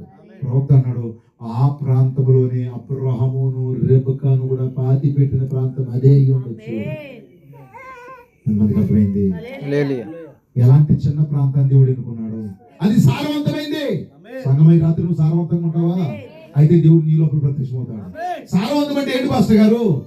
నీకు తగినంత ప్రార్థన, తగినంత జీవితము, మార్పు కలిగిన జీవితము, ఓ గ్రంథము లోపల ఉన్న జీవితం కావాలి నీకు. అందుకే అప్పుడు దేవుడు అందులో ప్రత్యక్షమవుతాడు. గొప్ప గొప్ప వారిని విడిచిపెట్టి నీ వెనకాల పడుతున్నాడంటే దేవుడికి ఎవరు లేరేనా? బెదరో రాత్రిగా ఖాళీ లేదండి. ఎవరి మీద నువ్వు ఖాళీ లేదంటున్నావు? నువ్వు నేను నా సంఘంతో చెప్తాను, మీ గురించి కాదు. ఏంటి ఖాళీ లేదంటున్నావు? నువ్వు నీ వెనకాల పడతాడు దేవుడు చేతకాలు అనుకున్నావా? ఈ రోజు వరకు నేను బ్రతకనిచ్చాడు, జాగ్రత్త, బీ కేర్ఫుల్. ఈ రోజు వరకు దేవుడు నేను బ్రతకనిచ్చాడు, ఎప్పుడో వెళ్ళిపోవాలి నువ్వు. దేవుడు నేను కాపాడాడు, బుద్ధి తెచ్చుకో, ట్రై చేయబడు, ఇంకొక అవకాశం తీసుకోకు. ఇదే ఈ రాత్రి ఆఖరి అవకాశం నీకు. ఇలాంటి సారవంతమైన ప్రాంతాన్ని దేవుడు ఎన్నుకుంటాడు. ఏమనుకున్నారు దేవుని పిల్లలు? సారవంతమైన బెత్లెహేముగా ఈ రాత్రి నువ్వు ఉంటే నీ లోపల వస్తాడైనా. నీ వెనకాల పడుతున్నాడు సోదరి, నీ వెనకాల పడుతున్నాడు సహోదరుగా. నువ్వంటే ఆయనకి ఇష్టం, అందుకే నేను ప్రేమించి ప్రతిసారి నీతో మాట్లాడుతున్నాడు. కళ్ళు చూడండి, ఇప్పుడు ఆయనంట ఆ బెత్లెహేములో ప్రత్యక్షమయ్యాడు. బెత్లెహేములో జన్మించాడు ఆయన. అంటున్నారా?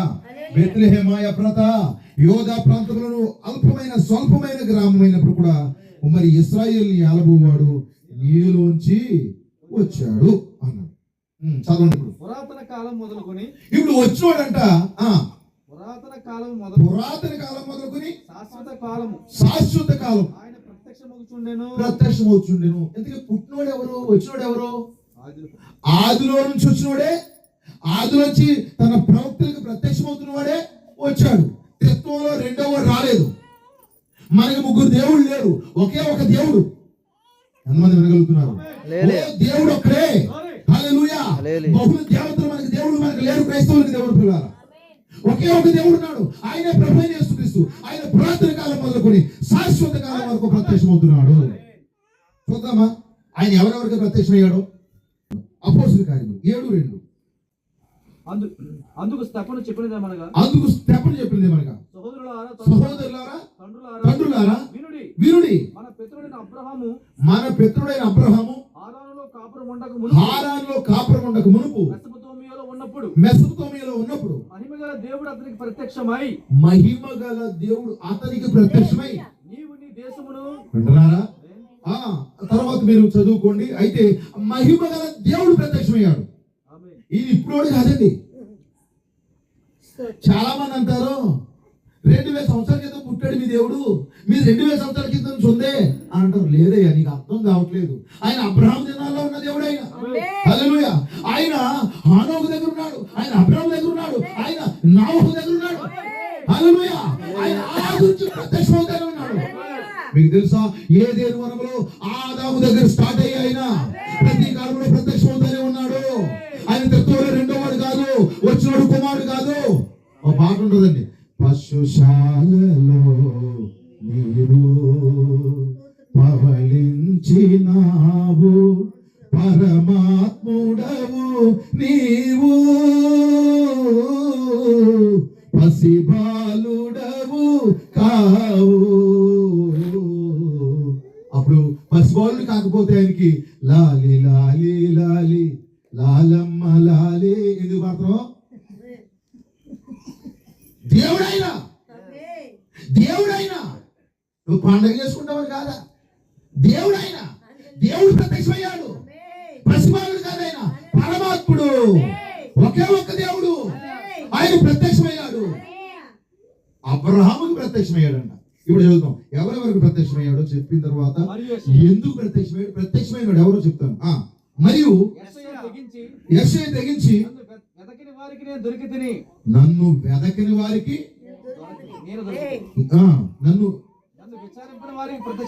నన్ను విచారింపని వారికి కూడా ప్రత్యక్షమయ్యా. నువ్వెవరో ఎదుగా వేటైంది ఏమన్నా, నువ్వు ఏదేదో చేసుకుంటే వెళ్ళిపోయేవాడు. నీకు అర్థమైందా? ఆ రేవు నావు దాటేసి ఆ నీళ్లు మళ్ళీ నెత్తి మీద వేసుకుంటారు. అందులోనే ఉమ్ములూసి మళ్ళీ అందులోనే నెత్తి మీద వేసుకుంటారు. నువ్వు వెతకలే దేవుణ్ణి. నీవు తడి మరి ఆచారాలు ఏవో చేసుకుంటూ వెళ్ళావు నీకు తోచినట్టుగా. నీకు ఏదైతే మరి అనిపించిందో అది చేసుకుంటా వెళ్ళావు. ఒక్కోసారి అనిపించింది నీకు దేవుడు లేడని కూడా అనుకున్నావు. నువ్వు వెతకలేదు, కానీ ప్రత్యక్షమయ్యాడు ఆయన. పురాతన కాలం మొదలుకొని అబ్రహాము కాలం మొదలుకొని ఈ రోజు వరకు ప్రత్యక్షమవుతానే ఉన్నాడు ఆయన. హల్లెలూయా. అపొస్తలుల కార్యములు 10:41 కాగా దేవుని చేత ముందుగా ఏర్పరచబడిన సాక్షులకే అనగా ఆయన మృతుల్లో నుండి లేచిన తరువాత ఆయనతో కూడా అన్నపానములు పుచ్చుకునిన ఆయన ప్రత్యక్షంగా కనబడినట్లు అనుగ్రహించాను. వింటున్నారా? ఆయన ప్రత్యక్షమవుతూనే వచ్చాడు. హెచ్కేలు కూడా ప్రత్యక్షమయ్యాడు. చూడండి 3:23 నేను లేచి మైదానపు భూమికి వెళ్ళగా కేదారు నది దగ్గర యెహోవా ప్రభావము నాకు ప్రత్యక్షమైనట్టు ఆయన ప్రభావం నిలవబడి నాకు ప్రత్యక్షమాయెను. అబ్రహాము ప్రత్యక్షమయ్యాడు, యెహెజ్కేలు ప్రత్యక్షమయ్యాడు. ఇంకా మీరు బైబిల్లో యెహోవా వాక్కు ప్రత్యక్షమైన మాట చదవాలంటే 100 రెఫరెన్స్లు ఉన్నాయి. నిజమేనా? ఆయన ప్రత్యక్షమవుతున్నాడు. అబ్రహాము ప్రత్యక్షమయ్యాడు. నావోహుతో దేవుడు మాట్లాడా? నావోహు ప్రత్యక్షం అవ్వలేదు. ఆ రాజ్యంలో ఈ తరములో నీవే నా ఎదుట నిందారహితుడు అన్నాడు. యోబు ప్రత్యక్షమయ్యాడా? యోబుతో మాట్లాడాడు దేవుడు. ఎందుకంటే బైబిల్ రెఫరెన్స్ చదివితే చాలా సమయం అయిపోతుందని మేము చదవట్లేదు దేవుని పిల్లరా. ఇప్పుడు ఒక రోజు ఎవరు ప్రత్యక్షమయ్యాడు? యాకోబుకు ప్రత్యక్షమయ్యాడా? ప్రత్యక్షమయ్యాడు లేదా? ఒక చోట ఆయన దిగి వచ్చాడు దేవుని పిల్లరా. రాత్రి అంతా పెనుగులాడారు. హల్లెలూయా. ఆయన ప్రత్యక్షమవుతూ వచ్చాడు. ఆయన అబ్రహాముకి, ఇస్సాకు, యాకోబుకి, యోసేపుకి ప్రత్యక్షమయ్యాడు. ఆయన మోషేకి ప్రత్యక్షం అవ్వలేదా? మండుచున్న పొదలో మోషేకి ప్రత్యక్షమయ్యాడు. ఆయన ఆ యొక్క 40 మంది ప్రవక్తలకి మనం చూస్తే దేవుని పిల్లారా ఆయన ప్రత్యక్షమవుతూనే వచ్చాడు. ఆది కాండము నుండి మలాకీ గ్రంథం వరకు ప్రత్యక్షమవుతూనే వచ్చాడు. ఓల్డ్ టెస్ట్మెంట్ లో ఫస్ట్ మనం ఓల్డ్ టెస్ట్మెంట్ చూద్దాం. ఆది కాండము నుండి మలాకీ గ్రంథం వరకు ఆయన అగుపడుతూ వచ్చాడు. ఆయన దిగి వచ్చి తన ప్రజలతో నేనున్నాను, నేను ప్రత్యక్షమవుతున్నాను నీకు, నేను నీ దేవుణ్ణి, నువ్వు భయపడద్దు అని చెబుతూ వస్తాడు. ఆయన ఒకే దేవుడు, డజన్ కొద్ది దేవుడు లేరు. 2000 రెఫరెన్స్ చూపించేస్తాను అన్నాడు ఒక అతను. నువ్వు 2 లక్షల రెఫరెన్స్ చూసినా ఒకటే దేవుడు. నీ యొక్క త్రిత్వం కలిగినోడికి 3 4 కనబడతారు కదా, దేవుడు ఒకడే. ఆయనే చెప్పాడు, పైన ఆకాశం ఉంది, భూమి మీద భూమి కింద నేను ఒక్కడనే ఆకాశాన్ని విశాలపరిచాను అన్నాడు ఆయన. అనుకున్నారా? ప్రత్యక్షమైన వాడు ఒక్కడే. అబ్రహాము ప్రత్యక్షమైన తర్వాత యెహెజ్కేలు ప్రత్యక్షమైన, యోనాకు ప్రత్యక్షమైన. బైబిల్లో ఎవరికి ప్రత్యక్షమైన ఒకే దేవుడు ప్రత్యక్షమయ్యాడు. దేవుడు ఒక్కడే. తర్వాత ఆయన ఆది కాండము నుండి మలాకీ గ్రంథం వరకు ప్రత్యక్షమవుతూ వచ్చి వాక్య దేహంలో ప్రత్యక్షమవుతూ వచ్చి ఆ తర్వాత 2000 సంవత్సరాల క్రితము శరీరధారిగా భూమి మీద ప్రత్యక్షమయ్యాడు. మీకు అర్థమైందండి? శరీరధారిగా దేవుడు భూమి మీద ప్రత్యక్షమయ్యాడు. 2000 సంవత్సరాల క్రితం ఆయన మరి తన ప్రజలకి కనబడ్డాడు. ఇప్పుడు ఆయన లోగస్ గా ఉన్న దేవుడు, ఆత్మగా ఉన్న దేవుడు శరీరం దాల్చుకుని భూమి మీదకి వచ్చి, హల్లెలూయా, ఆ పశువుల యొక్క మలమూత్రాదుల మధ్య యెహోవా బాలుడిగా ఉన్నాడు. దేవుని పిల్ల చంటి పిల్లడిగా వచ్చాడు ఆయన. ఎంత గొప్ప దేవుడు అండి ఆయన. ఆ రోజు గొర్రెల కాపలకే కనపడ్డాడు ఆయన. రాజుల్ని పక్కన పెట్టాడు. ఆ రోజు హేరోదు అనబడే గొప్ప సంస్థను పక్కన పెట్టాడు. గొర్రెల కాపలకే కనపడ్డాడు. మీకు తెలుసా గొర్రెల కాపలకి ఎందుకు కనపడ్డాడు? దూత గొర్రెల కాపలకి ఎందుకు ప్రత్యక్షమయ్యాడు? పుట్టింది గొర్రె పిల్ల కనుక. నిజమేనా? ఆయన ఎందుకు బిల్డింగ్ లో పుట్టలేదు? గొర్రె పిల్ల బిల్డింగ్ లో పుడుతుందా? ఆసుపత్రిలో పుడుతుందా? గొర్రె పిల్ల ఆ యొక్క పశుశాలలోనే జన్మిస్తుంది. దేవునికి స్తోత్రం కలుగును గాక. కనుక ఆయన ప్రత్యక్షంతో వస్తున్నాడు. 2000 సంవత్సరాల క్రితం మాత్రం శరీరధారిగా వచ్చేసాడు. ప్రత్యక్షమైనప్పుడల్లా అందరికీ కాదండి, ఎన్నికలో ఉన్న వారికి. అదే దర్శనం మళ్ళీ అబ్రాహాముకున్న దర్శనం లోతుకు లేదు. మరి ఇస్సాకున్న దర్శనం ఇస్మాయిల్కు లేదు. యాకోబుకున్న దర్శనం ఏసావుకు లేదు. ఈ రోజు వధువుకున్న దర్శనం సంఘశాఖకి లేదు. నీకున్న ప్రత్యక్షత చాలా మందికి లేదు. హల్లెలూయా. నువ్వు పెద్దోళ్ళని ఊహించుకుని స్థాయి తక్కువ చేసుకో. చాలా సామాన్యమైన వ్యక్తి అయినప్పుడు కూడా దేవుడు నీలో ఉన్నాడు. ఆయన నీలో ప్రత్యక్షమయ్యాడు. హల్లెలూయా. ఇప్పుడు 2000 సంవత్సరాల క్రితం ప్రత్యక్షమయ్యాడు శరీరధారిగా. ఆ తర్వాత ఆగిపోయా. పురాతన కాలం మొదలుకొని శాశ్వత కాలం వరకు ఆయన ప్రత్యక్షమవుతూనే వచ్చాడు. అది ఇందాక మనం చదువుకున్నాం అపోస్తుల కార్యములు 10:41. దేవుడు ఆయన మూడవ దినం లేపి ప్రజలందరికీ కాక దేవుని చేత ముందుగా ఏర్పరచబడిన సాక్షులకే. ఎవరు కనపడుతున్నట్టు ఆయన? దేవుని చేత ముందుగా ఏర్పరచబడిన సాక్షులకే. అనగా ఆయన మృతుల్లో నుండి లేచిన తరువాత ఆయనతో కూడా అన్నపానములు పుచ్చుకున్న మాకే. ఆయనతో పాటు అన్నపానములు పుచ్చుకున్న మాకే ఆయన ప్రత్యక్షముగా కనబడినట్లు అనుగ్రహించి. ఆయన ప్రత్యక్షముగా కనబడుతున్నట్లుగా అనుగ్రహించబడిన అందరికీ కాదు. ఇది చనిపోయిన తర్వాత కూడా మరలా తిరిగి లేచి ప్రత్యక్షమవుతాడంట. ఎందుకు? వాక్యం ఏంటి? పురాతన కాలం మొదలుకొని శాశ్వత కాలం వరకు ప్రత్యక్షమవుతాడు. అబ్రాహాము తాగిపోతాడా? ఇస్సాకు తాగిపోతాడా? మోషే తాగిపోతాడా? యోనా తాగిపోతాడా? నోహు తాగిపోతాడా? హల్లెలూయా. అలా ఆగిపోతే ఈ రోజు నేను ప్రసంగం ఎందుకు? ఇప్పుడు నాకు ప్రత్యక్షమయ్యాడు ఆయన. నాతో కూడా దేవుడు మాట్లాడతాడు. ఈ రాత్రి నీకు ప్రత్యక్షమయ్యాడు ఆయన. ఆయన ప్రత్యక్షమవుతూనే ఉన్నాడు ఆయన. ఎన్నిక లేని వారికి, బలహీనులకి, చదువు రాని వారికి, ఏలు ముద్ర వారికి కూడా దేవుడు ప్రత్యక్షమవుతాడు. యేసుక్రీస్తు నిన్న నేడు నిరంతరం ఏకరీతిగా ఉన్నాడు. మార్పు లేని దేవుడు, మారినవాడు, ప్రత్యక్షమవుతూనే ఉన్నాడు ఆయన. ఇంకా ఆయన ప్రత్యక్షత గురించి మనం చూద్దాం. యోహాను సువార్త 1:31. నేను ఆయనను ఎరుగనైతిని గాని ఆయన ఇశ్రాయేలుకు ప్రత్యక్షమగుటకు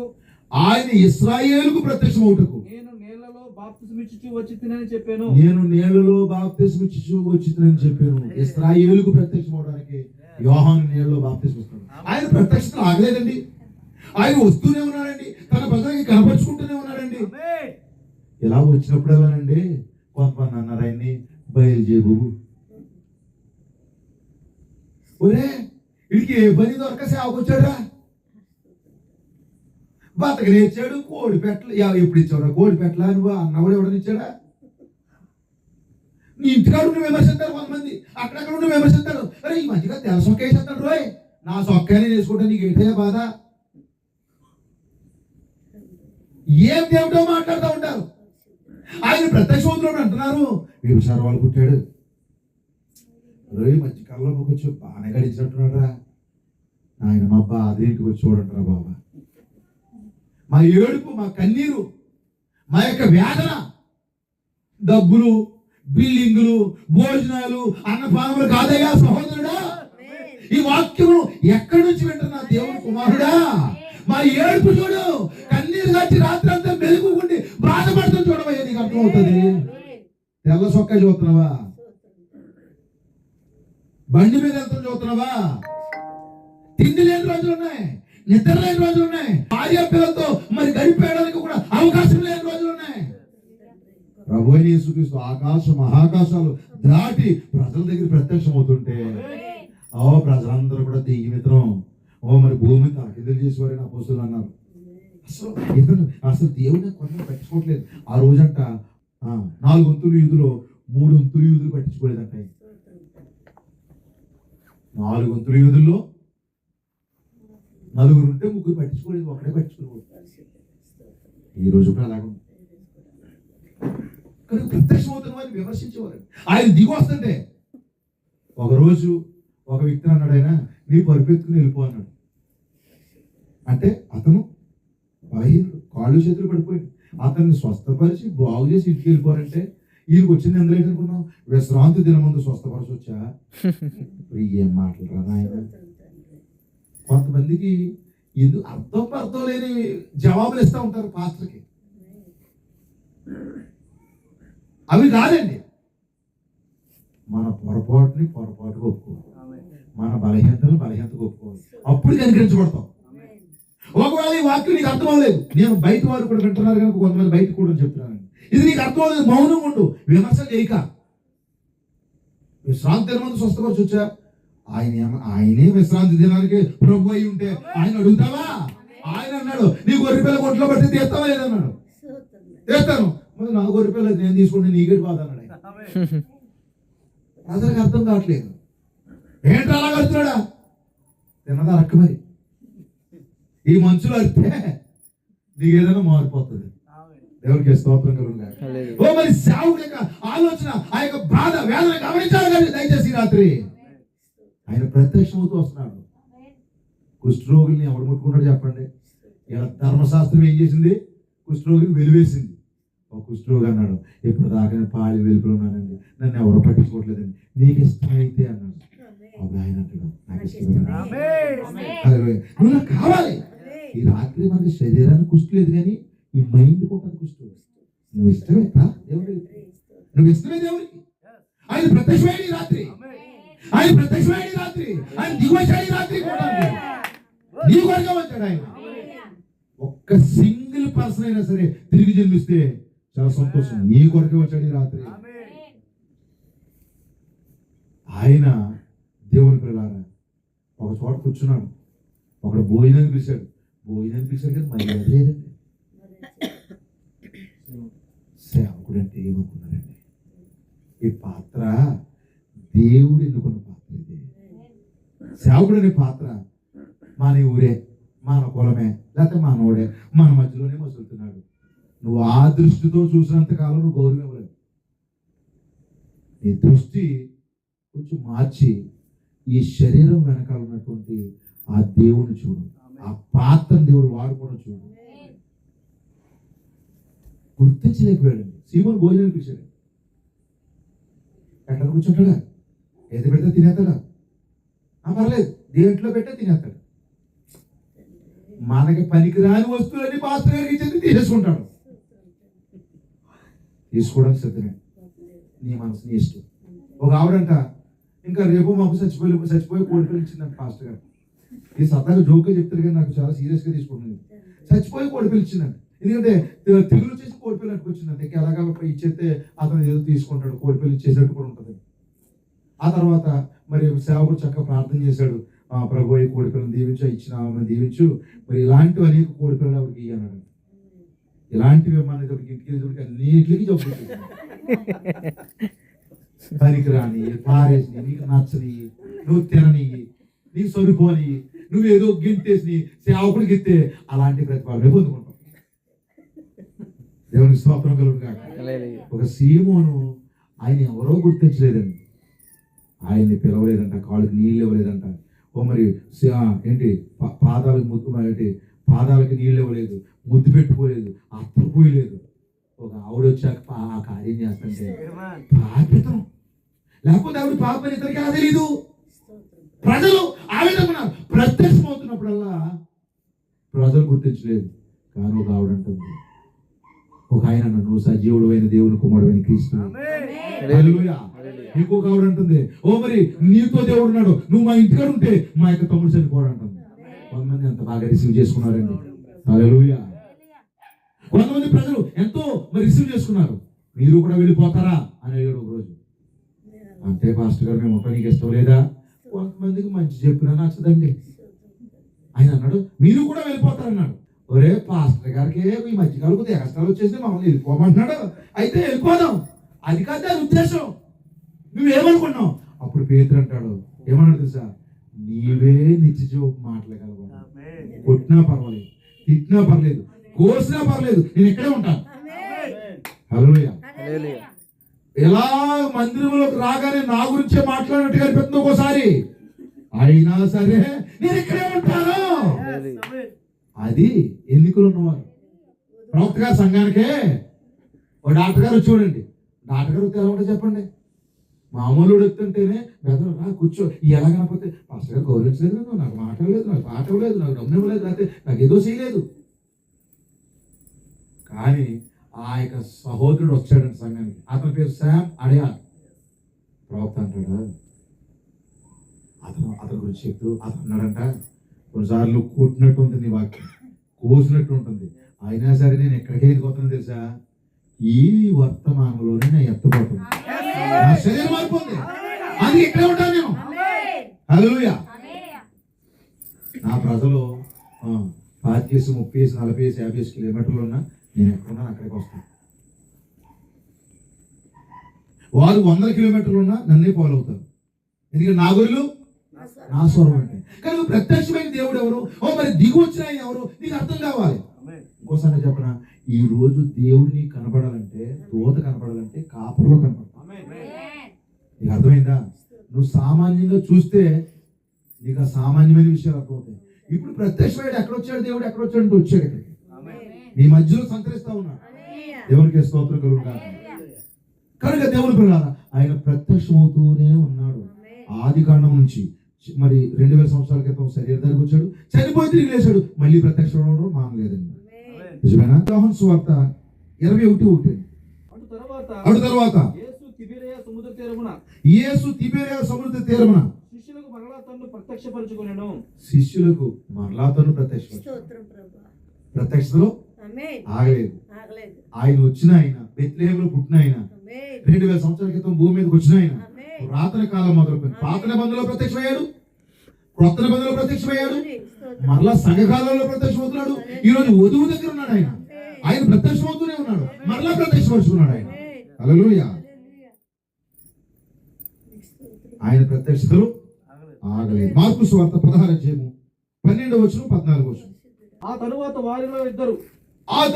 వారిలో ఇద్దరు ఒక పల్లెటూరికి నడిచి వెళ్ళిపోతుండగా మారు రూపము గలవాడై, ఓహో హల్లెలూయా, ఎన్మార్పి ముసుగు, హల్లెలూయా. ఈయన ఆ పాత్ర మందులో మేఘస్తంభంలో ప్రత్యక్షమయ్యాడు, సుడిగాల్లో ప్రత్యక్షమయ్యాడు. ప్రత్యక్షమవుతున్నాడా?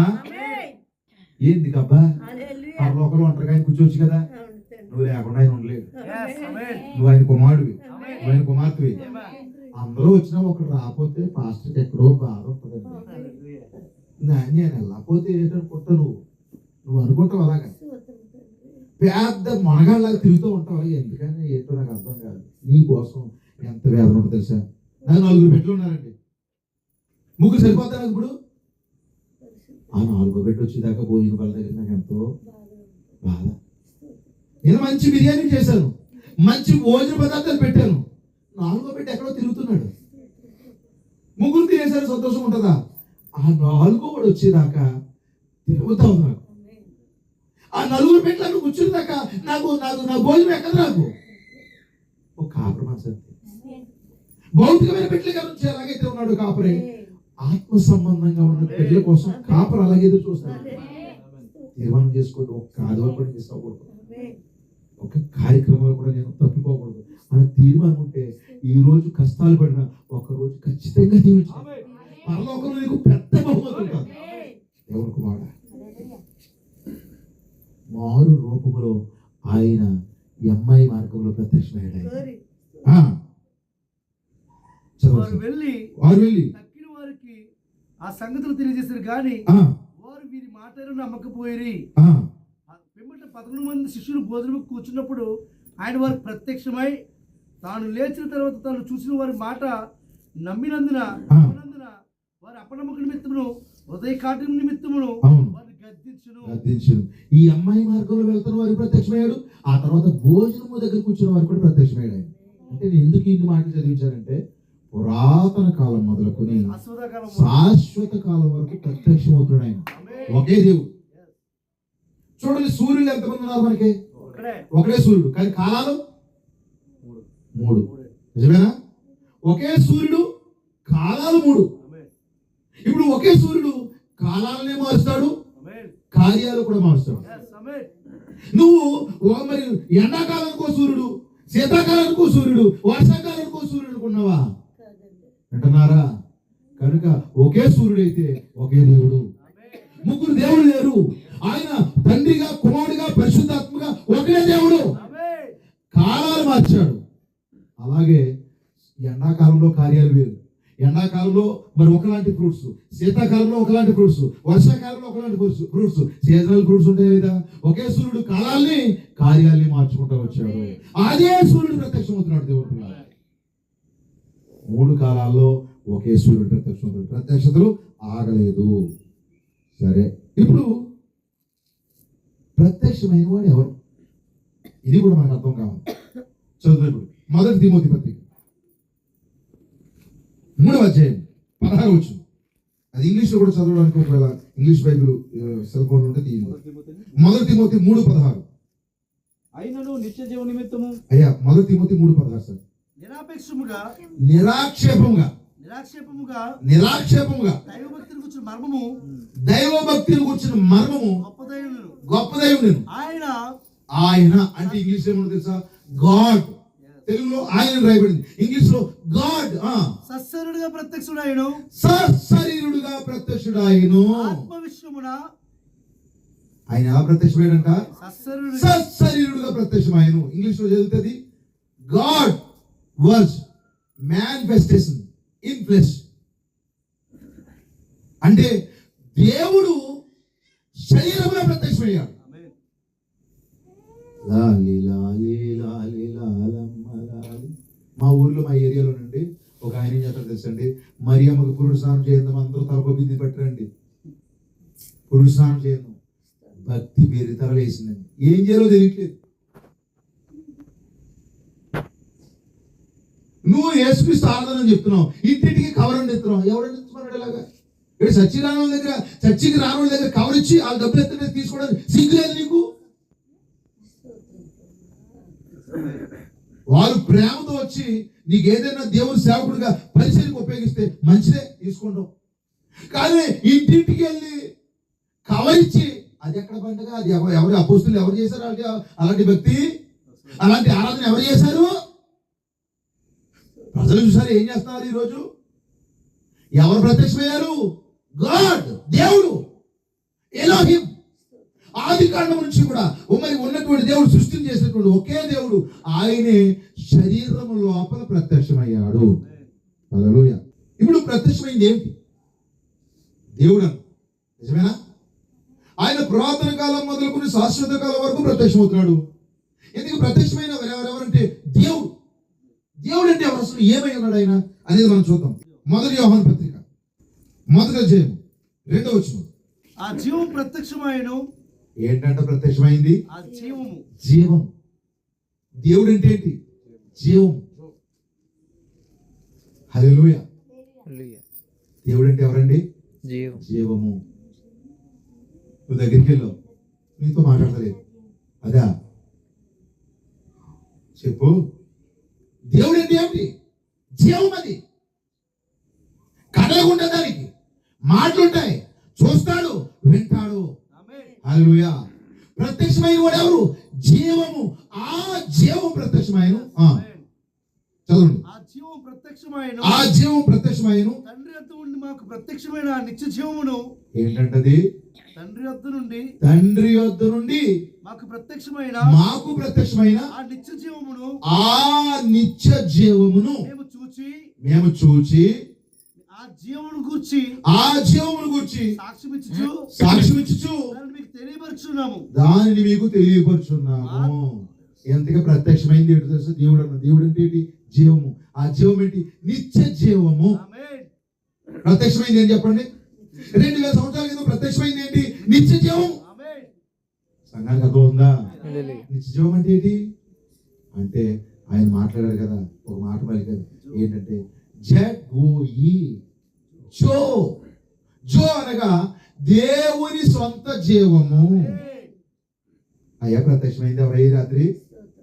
దేవుని యొక్క సొంత జీవం, నిత్య జీవము. నిత్య జీవం అంటే అర్థం ఏంటో తెలుసా మీకు? మరణము లేనిది. ప్రత్యక్షమైంది ఎవరో? మరణము లేనిది, ప్రారంభము లేనిది, ముగింపు లేనిది ప్రత్యక్షమైంది. ప్రత్యక్షమైంది పండగ కాదు, ప్రత్యక్షమైంది డ్యాన్స్ కాదు, స్కిట్లు కాదు. హల్లెలూయా. ప్రత్యక్షమైంది జీవము. ప్రజలకు జీవాన్ని ఇవ్వాలి. కానీ జీవం లేని కార్యాలు చేస్తారండి ఈరోజు సంఘాలు. ప్రజలకు ఏమి ఇవ్వాలి? నిత్య జీవాన్ని ఇవ్వాలి. పరిశుద్ధాత్మ పొందుకోరని ఆయనని వారి వరకు ప్రార్థన చేయాలి. హల్లెలూయా. అది మానేసి నేను కవర్ పంచి పెట్టాను, నేను ఇంటింటికి స్టిక్కర్ అంటించాను, మరి స్టార్ పెట్టాను. చాలా మంది స్టార్ పెడుతున్నారు. దావీదు నక్షత్రం 6 కోణాలు, మీరు చూసుకోండి. దావీదు నక్షత్రం 5 కోణాలు కాదండి. 5 కోణాల నక్షత్రం తప్పు, 6 కోణాల నక్షత్రము.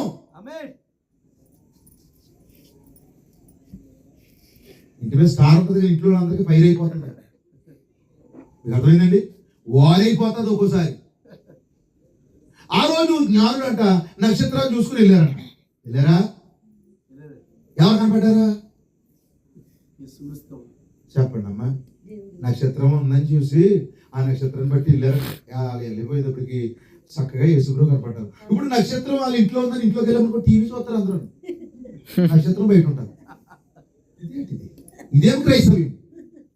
తల్లో చోట, పిల్లో చోట, కొడుకో చోట, తండ్రో చోట. మరి నలుగురు ఉంటే నలుగురికి మొబైల్ పెట్టుకుని ఎవరు మొబైల్ ఆడు గేమ్లో లేకపోతే అందులో ఏంటవి షోలో వ్యర్థమైన విషయాలు చూస్తారు. ఈ స్టార్ ఉందని వాళ్ళ ఇంట్లో యేసుప్రభు ఉన్నాడని వెళ్తారంటే అక్కడ యేసుప్రభు కనపడతారు, వారు కనపడతారు. స్టార్ ఉన్న చోట మరి చూద్దారంటే వారు, ఆ తర్వాత యేసుప్రభు మైరు. మీకు అర్థమైందా? ఇంకొక అడ్వాన్స్ ఏంటంటే కొన్ని చోట్ల స్టారో విత్ బారు, అన్ని చోట్ల కాదు. అమెరికా దేశంలో అంట క్రిస్మస్ సీజన్లో అంట మొత్తం బ్రాంతి షాపులన్నీ ఖాళీ అయిపోతాయంట. యేసు ప్రభు పుట్టాలని సంతోషం తాగెత్తాడంటే ఈ 10 రూపాయలు. అదా అది కూడా క్రిస్మసే. ఈరోజు బ్రాంతి అమ్మే వాళ్ళు కూడా సంక్రాంతి మరియు క్రిస్మస్ శుభాకాంక్షలు. ఎవరండి? ఏంటండి క్రిస్మస్ అంటే? ఇదా కొత్త బట్టలు, కోడి, పలావులు, మరి భోజనాలు, ఇదా క్రిస్మస్ అంటే? అందుకని ఎవడు ప్రత్యక్షం అవుతా? హల్లెలూయా. ప్రత్యక్షమైంది ఎవరు తెలుసా? జీవము, నిత్య జీవము. నిన్ను నశింపజేయింది, నీకు మరణమైంది. హల్లెలూయా. అందుకని ఏమన్నాడు? నా యందు విశ్వాసం ఉంచిన వాడు మరణంలో నుండి జీవంలో దాటేస్తాడన్నాడు. చనిపోయినా మరలా బతుకుతాడు, బతికిన ఆయన విశ్వాసం ఉంచిన వాడు మరి ఎప్పటికీ చనిపోడు. అది నిత్య జీవం అంటే, అది ప్రత్యక్షం అవుతా. హల్లెలూయా. 2000 సంవత్సరాల క్రితం ప్రత్యక్షమైంది ఏంటి తెలుసా? మరణము లేనిది, మార్పు లేనిది, నిన్ను బ్రతికించేది, నిన్ను బలపరిచేది, అది ప్రత్యక్షం అవుతా. హల్లెలూయా. పురాతన కాలం మొదలుకొని శాశ్వత కాలం వరకు ప్రత్యక్షం అవుతున్నాడు. ఎవరి కోసం ప్రత్యక్షం అవుతున్నాడు? ఎన్నికలో ఉన్నటువంటి తన బిడ్డల కొరకు, తన ప్రజల కొరకు ఆయన ప్రత్యక్షం అవుతున్నాడు. ప్రత్యక్షమైంది ఎవరు అంటే మనం చూసాం, దేవుడు. దేవుడు ఏమిటి? నిత్య జీవం అంటే మరణం లేనివాడు, మృత్యుంజయుడు. సరే, ఇప్పుడు ఎందుకు ప్రత్యక్షమయ్యాడు చూద్దాం. నిజమేనా? అది కూడా చెప్పేస్తే కంప్లీట్ అవుతుంది కదా. ఎందుకు ప్రత్యక్షమయ్యాడబ్బా? చదువు ఇప్పుడు 1 యోహాను పత్రిక 3వ అధ్యాయం 5వ వచనం. 3వ అధ్యాయం 5వ వచనం. పాపమును తీసివేయుటకై ఆయన ప్రత్యక్షమైనది మీకు తెలియను. వింటున్నారు? ఎందుకు ప్రత్యక్షమయ్యాడంట? పాపమును తీసివేయుటకై. క్రైస్తవులు ఇంకా దెబ్బలాటాడతానుక, వీధిలో కూర్చుని బూతులాడతానుక. ఎందుకు ప్రత్యక్షమయ్యాడంట? ఆయన దేవాది దేవుడు శరీరంలోకి వచ్చి ఆయన ప్రత్యక్షమై తన ప్రజలతో మాట్లాడేది ఎందుకంట? పాపము తీసివేయడానికి. నువ్వు ఇంకా పాపగా ఉంటావని కాదు, ఇంకా దొంగనాటకాలు ఆడతావని కాదు, ఇంకా రహస్య పాపగా ఉంటావని కాదు. క్షమించండి నీ విధంగా మాట్లాడుతున్నందుకు. భార్యను మోసం చేస్తావని కాదు, భర్తను మోసం చేస్తావని కాదు, తల్లిదండ్రులు మోసం చేస్తావని కాదు. నీ లోపల పాపాన్ని తీసివేయడానికి ప్రత్యక్షమయ్యాడు. పాపాన్ని తీసేయడానికి ప్రత్యక్షమయ్యాడు. మరి ఈ రోజు క్రైస్తవులకు అర్థమవుతుందా? టీవీ తీసేయడానికి ప్రత్యక్షమయ్యాడు ఆయన. సినిమాలు చూడడం మానేయడానికి ప్రత్యక్షమయ్యాడు. మందు సాపులు తీసేయడానికి ప్రత్యక్షమయ్యాడు ఆయన. కానీ ఇవన్నీ చేస్తూ క్రీస్తు నేడు పుట్టెను, hallelujah, happy Christmas, merry Christmas, merry Christmas అని పాటలు, హడావడి, డ్యాన్సులు, సినిమా స్టెప్పులన్నీ అందులో వేసే. ఆ వేసిన రోజున వస్తాడంటే మొఖం ఆ రోజే కనపడుతుంది, మళ్ళీ సంవత్సరం అంతా కనపడ్డు. ఆడు కూడా క్రైస్తవుడే. అలాంటి వాళ్ళందరూ స్టేజ్ మీద పెడతారు చాలా మంది సేవకులు. వెన్నుముకలేదా? దేవుడిని పిలవలేదా? ఎందుకు అర్థం అవ్వట్లేదు ప్రజలకి? ఆయన వచ్చింది ఎందుకో తెలుసా? ఈ ప్రజలందరూ పెద్ద పెద్ద గంటలో పెద్ద పెద్ద లైటింగ్ వేసేసి మరి సినిమా తారలు వాళ్ళని తీసుకొచ్చి ఏదో చేసేస్తారని కాదండి, పాపము తీసివేయడానికి ప్రత్యక్షమయ్యాడు ఆయన. హల్లెలూయా. పండగ కోసం కాదయ్యా ఆయన ప్రత్యక్షమవుతా, ఆయన పాపం తీసివేయడానికి, క్రైస్తవులు తిరిగి జన్మించాలని, లోకము మరి ఇది కలిసిపోయి ఉండాలని కాదు. ఒక క్రైస్తవుడు అయి ఉండి బూతులు, ఒక క్రైస్తవుడు అయి సినిమాలు, ఒక క్రైస్తవుడు అయి ఉండి పోక్రీ మాటలు, ఒక క్రైస్తవుడు అయి ఉండి నామకార్థుడు మరి బ్రతినట్టుగా బ్రతుకుతుంటే ఎందుకు ఆయన ప్రత్యక్షమయ్యాడు? పాపాలు తీసివేయడానికి. హల్లెలూయా. చివరి రెండో మాట, మూడు రెఫరెన్స్ చదువుతాను కాబట్టి ఇంకో రెఫరెన్స్ చదువుతున్నాను చూడండి. అదే అధ్యాయం, 3వ అధ్యాయమే 8వ వచనం. అపవాది మొదటి నుండి పాపం చేసినాడు కనుక పాపం చేయవాడు అపవాది సంబంధి. అయ్యా, అపవాది యొక్క క్రియలను లయపరచుటకే, అపవాది యొక్క క్రియలను లయపరచడానికే దేవుని కుమారుడు ప్రత్యక్షమాయను. దేవుని కుమారుడు ప్రత్యక్షమాయను. బెత్లెహేమా, ఎఫ్రాతా, ఓ వధువా, ఎన్నికలున్న ప్రజలారా, ఆయన ఎందుకు ప్రత్యక్షమయ్యాడు తెలుసా? అపవాది క్రియలు లయపరచడానికి, నీలో ఉన్న పాత ఓల్డ్ నేచర్ తీసివేయడానికి ఆయన ప్రత్యక్షమయ్యాడు. అది క్రిస్మస్ అంటే. నిజమైన క్రిస్మస్ ఏంటి? ఒక వ్యక్తి క్రీస్తులా మారడం. అప్పుడు చెయ్యి, అప్పుడు ఎదురు, అప్పుడు నాట్యమాడు. హల్లెలూయా. సంఘానికి వచ్చేది ఒక్కోసారి వాడు తాగేసి వస్తాడు, వాడికి పాటిస్తావా? కొన్నిసార్లు అక్కడ మరి తప్పులు చేసే వాళ్ళందరూ మరి పెద్దరకాలు చేస్తారు. ఏమిటిదే? ఆయన ఎందుకు ప్రత్యక్షమయ్యాడు? ఆయన 2000 సంవత్సరాల క్రితం భూమి మీదకి ఎందుకు వచ్చాడు? ఈ రోజు ఈ ప్రజలందరూ చేసుకున్నట్టుగా పండగ చేయడానిక? ప్రత్యక్షమైంది ఎందుకు? పాపం తీసివేయడానికి, అపవాది క్రియలు లయపరచడానికి దేవుని పిల్లలు. కానీ ఇప్పుడు ఏం చేస్తారు ప్రజలు ఈ పండగలు అంటే? కొన్ని అన్ని ఆచారాలు పెడుతున్నారండి. ఏంటో తెలుసండి? ఒక తాత, ఏ తాత? క్రిస్మస్ తాత. ఎక్కడున్నాడు బైబిల్? బైబిల్లో ఆ పేరు ఎక్కడుంది? శాంతా క్లాస్ ఎక్కడున్నాడు? ఏదేదో లేనిపోని కథనాలు అల్లుకుని నీ యొక్క పండగను నిజం చేసుకోవడానికి, తృప్తిగా ఉండడానికి నువ్వు అనుకుంటున్నావు. కానీ ఎక్కడున్నాడయ్యా క్రిస్మస్ తాత? ఆ ఫోటోలు ఎక్కడున్నాయ్యా? కల్పిత కాదు ఇవన్నీ కూడా.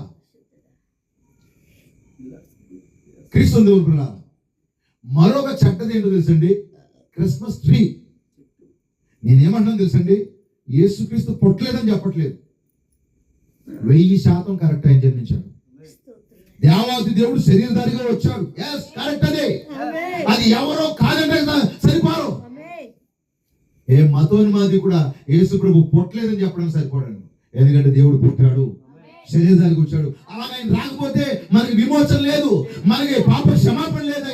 ఆయన శరీరధారిగా భూమి మీదకి రావాలి, ఆయన మరణించాలి, తిరిగి రావాలి. అప్పుడే మనకి మరి రక్షణ, విమోచన. అది కాదన్నాడు ఎవరు సరిపోదు. నేను దేవుడు పుట్టలేదని చెప్పట్లేదు. అయితే పండగ ఎక్కడదే? ఈ ఆచారం ఎక్కడదే? డిసెంబర్ 25 ఎక్కడదే?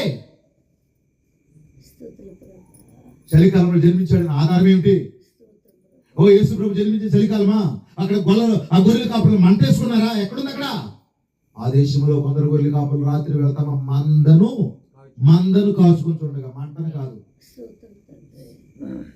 ఏది ప్రజలు ఎందుకు దీని విషయంలో అవేర్నెస్ రావట్లేదు? దేవుని పిల్లలు ఎందుకు అవగాహన పెంచుకోలేకపోతున్నారు? ఎవరో ఏదో అనుకుంటారని బొత్తుకి ఏ పండుగ చేయకపోతే సంఘం ఏమైపోతుందని పండుగ చేస్తున్నారా? చూడండి, క్రిస్మస్ తాత ఒకటి, అలాగే క్రిస్మస్ చెట్టు. కొన్ని చోట్ల ఏం చెట్టు వేస్తారు? చింత, ఏ చెట్టు అండి? మాకు చిన్నప్పుడు మా ఏరియాలో చింత చెట్టు వేసేవారు. చింత చెట్టు కొట్టేసి అక్కడ పాతేసి ఏమంటారు తెలుసండి? చింతలేదిక యేసు పుట్టి కొట్టేది అక్కడ ఉండదు చింత చెట్టు.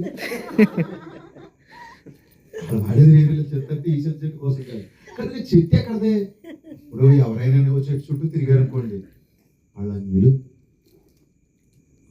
చెట్లు పూజిస్తున్నారు. వాళ్ళని అనడానికి క్రైస్తవులు ఎవరు సరిపోతారు? వాళ్ళకి తెలిసిన భక్తి వాళ్ళు చేస్తున్నారు. వాళ్ళకి ఏది అర్థమైందో అలా చేస్తున్నారు. నువ్వు కలగలుపు చేస్తున్నావు అని చచ్చి వచ్చి వాళ్ళు ఎదురు చూస్తారు. అయ్యో అవి ఎదురు నీ గొప్ప, వాళ్ళు ఎదురు వాళ్ళ గొప్ప.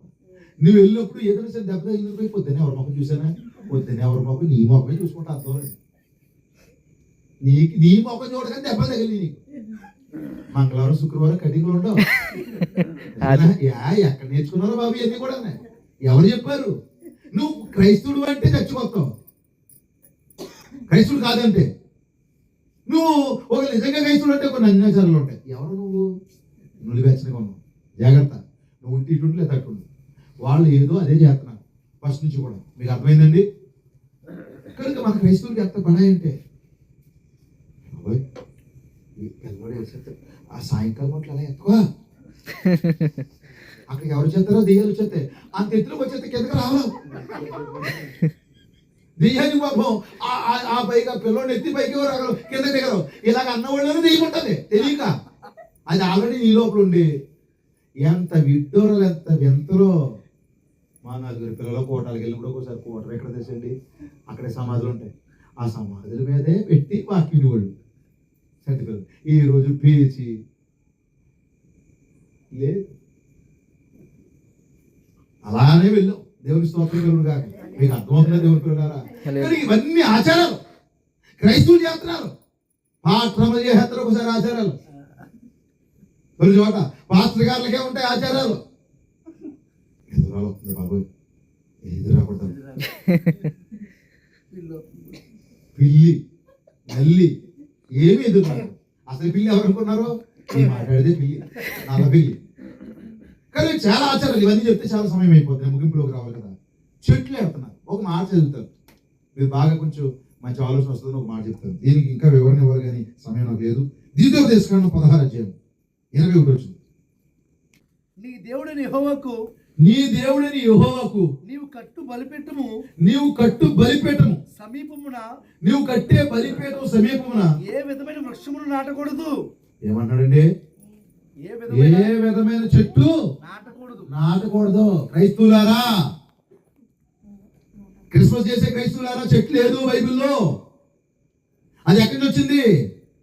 సెమీరామిస్ భర్త మొద్దు మీద చెట్టు మీద చచ్చిపోయి అప్పటికప్పుడు మొద్దు చిగురించేసిందని ఒక అన్యాచారం, రోమనాచారం. అది చరిత్ర చదువుకోండి.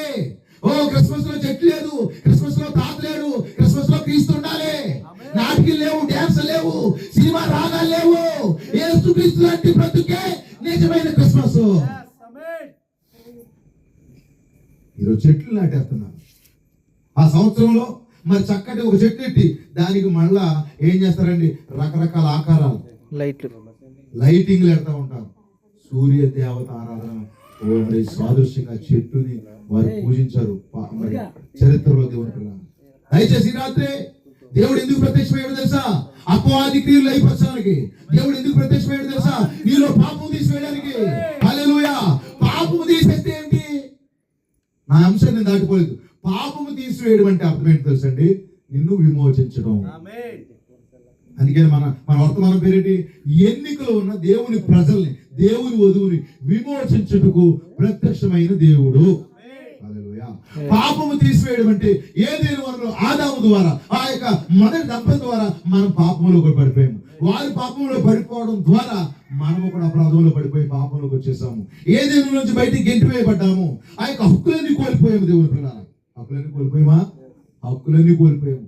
ఓ మరి దేవుని పిల్లలారా, ఏదైనా వరంలో మీకు తెలుసా? చాలాసార్లు చెప్తాను, ఇక్కడ వచ్చి చెప్పు ఉంటాను నేను. సాత్విక్ గారికి ఏ బొమ్మలు కొన్నారు? ఎలాంటి బొమ్మలు కొంటారు? ఆ ముగ్గురు కొడుకుకి ఏం బొమ్మలు కొంటారు? ఒకరికి ఒక్కొక్క ఇంట్రెస్ట్. పులి బొమ్మ కొనుక్కొస్తారు ఒకసారి, నా పులి దాంట్లో.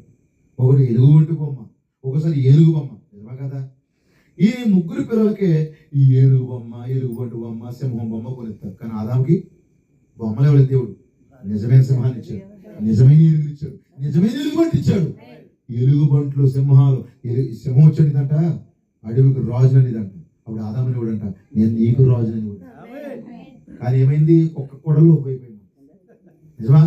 అయితే తిరిగి మరలా అలాంటి స్థితి ఇవ్వడానికి, ఏదేని వనములో ఏలువాడిగా రోలర్గా ఉండే ఆ స్థితి ఇవ్వడానికి, హల్లెలూయా, మరలా ఆదాము ద్వారా సంక్రమించిన ఆ పాపాన్ని తీసివేయడానికి ఒక మనిషి ద్వారా పాపం వచ్చింది. మరలా ఒక మనిషి ద్వారా మనకి జీవం రావడానికి, ఆ ప్రభు అయిన యేసుక్రీస్తు ద్వారా జీవం రావడానికి ఆయన ప్రత్యక్షమయ్యాడు.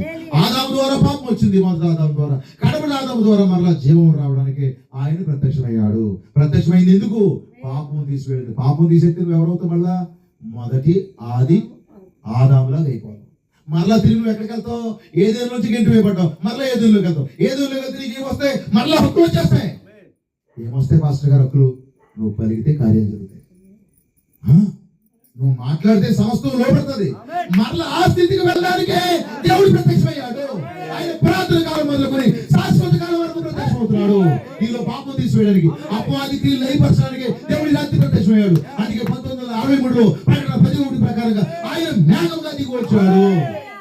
ఎందుకు దిగి వచ్చాడు?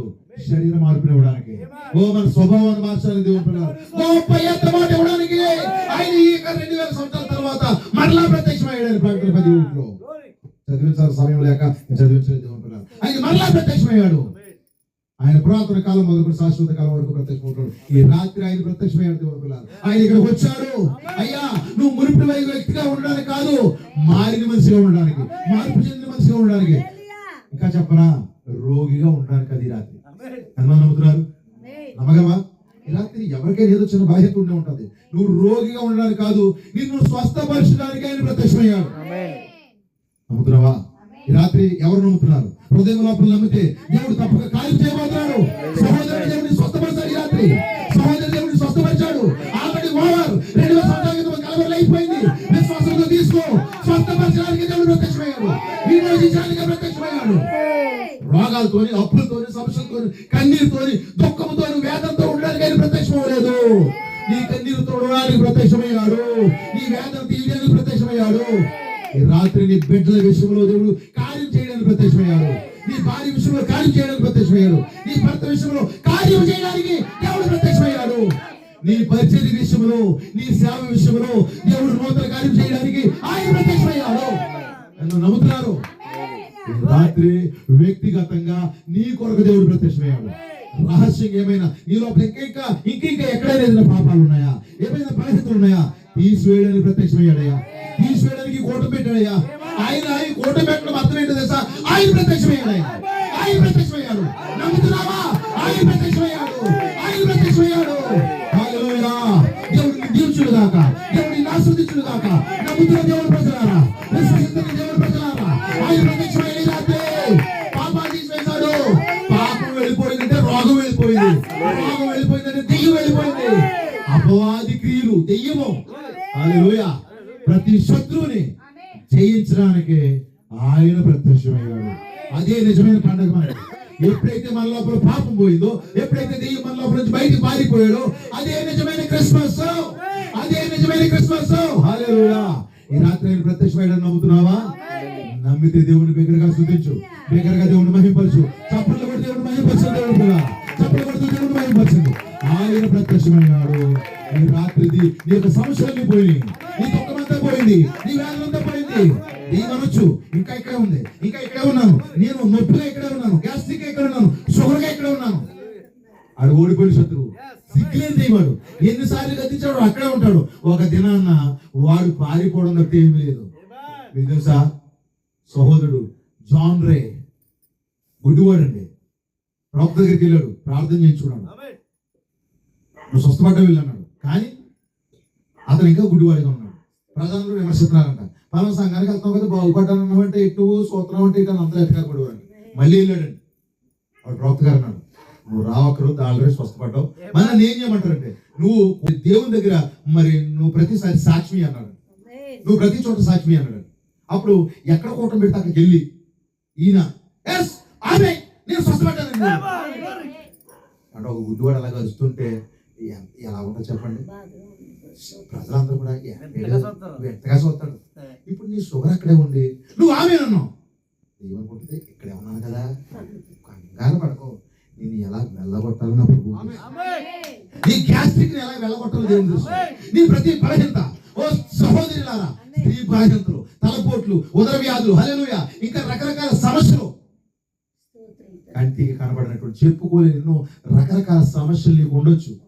ఈ రాత్రి వాటికి టోటల్ డెలివరీస్ ఇవ్వడానికి, వాటిని పూర్తిగా బయటికి వెళ్ళిపోమన్నానికి ఈ రాత్రి నేను చెప్తున్నాను, ప్రభువైన యేసుక్రీస్తునామములో ఆ యొక్క శత్రువు యొక్క హస్తం నీ మీద బలంగా ఉంటే ప్రభువైన యేసుక్రీస్తునామములో దాన్ని తీసేస్తాం. నమ్ము ఈ రాత్రి దేవుని నామములో, ప్రభువైన యేసుక్రీస్తునామములో, శత్రువా నీ హస్తం తొలగిపోవును గాక. దేవుని హస్తం మీ మీద ఉంది, దేవుడు మీకు తోడుగా ఉన్నాడు. దేవుని జాన్ రే ప్రతి చోట వెళ్ళంట ఆమె నేను స్వస్థపడ్డాను, ఆమె దేవుడు నాకు తోడుకున్నాను కేకలేసుకోడంట. ఎటకాలను ఆడివారంట అందరూ కూడా. ఒకరోజు కటింగ్ వేసుకోవడానికి వెళ్ళాడు బార్బర్ షాప్. వెళ్ళిన తర్వాత బార్బర్ మరి ఫోమ్ రాసి మరి ఇవన్నీ ఒక టవల్ పెట్టి ఫోమ్ రాసి గడ్డం గీపోతున్నాడు.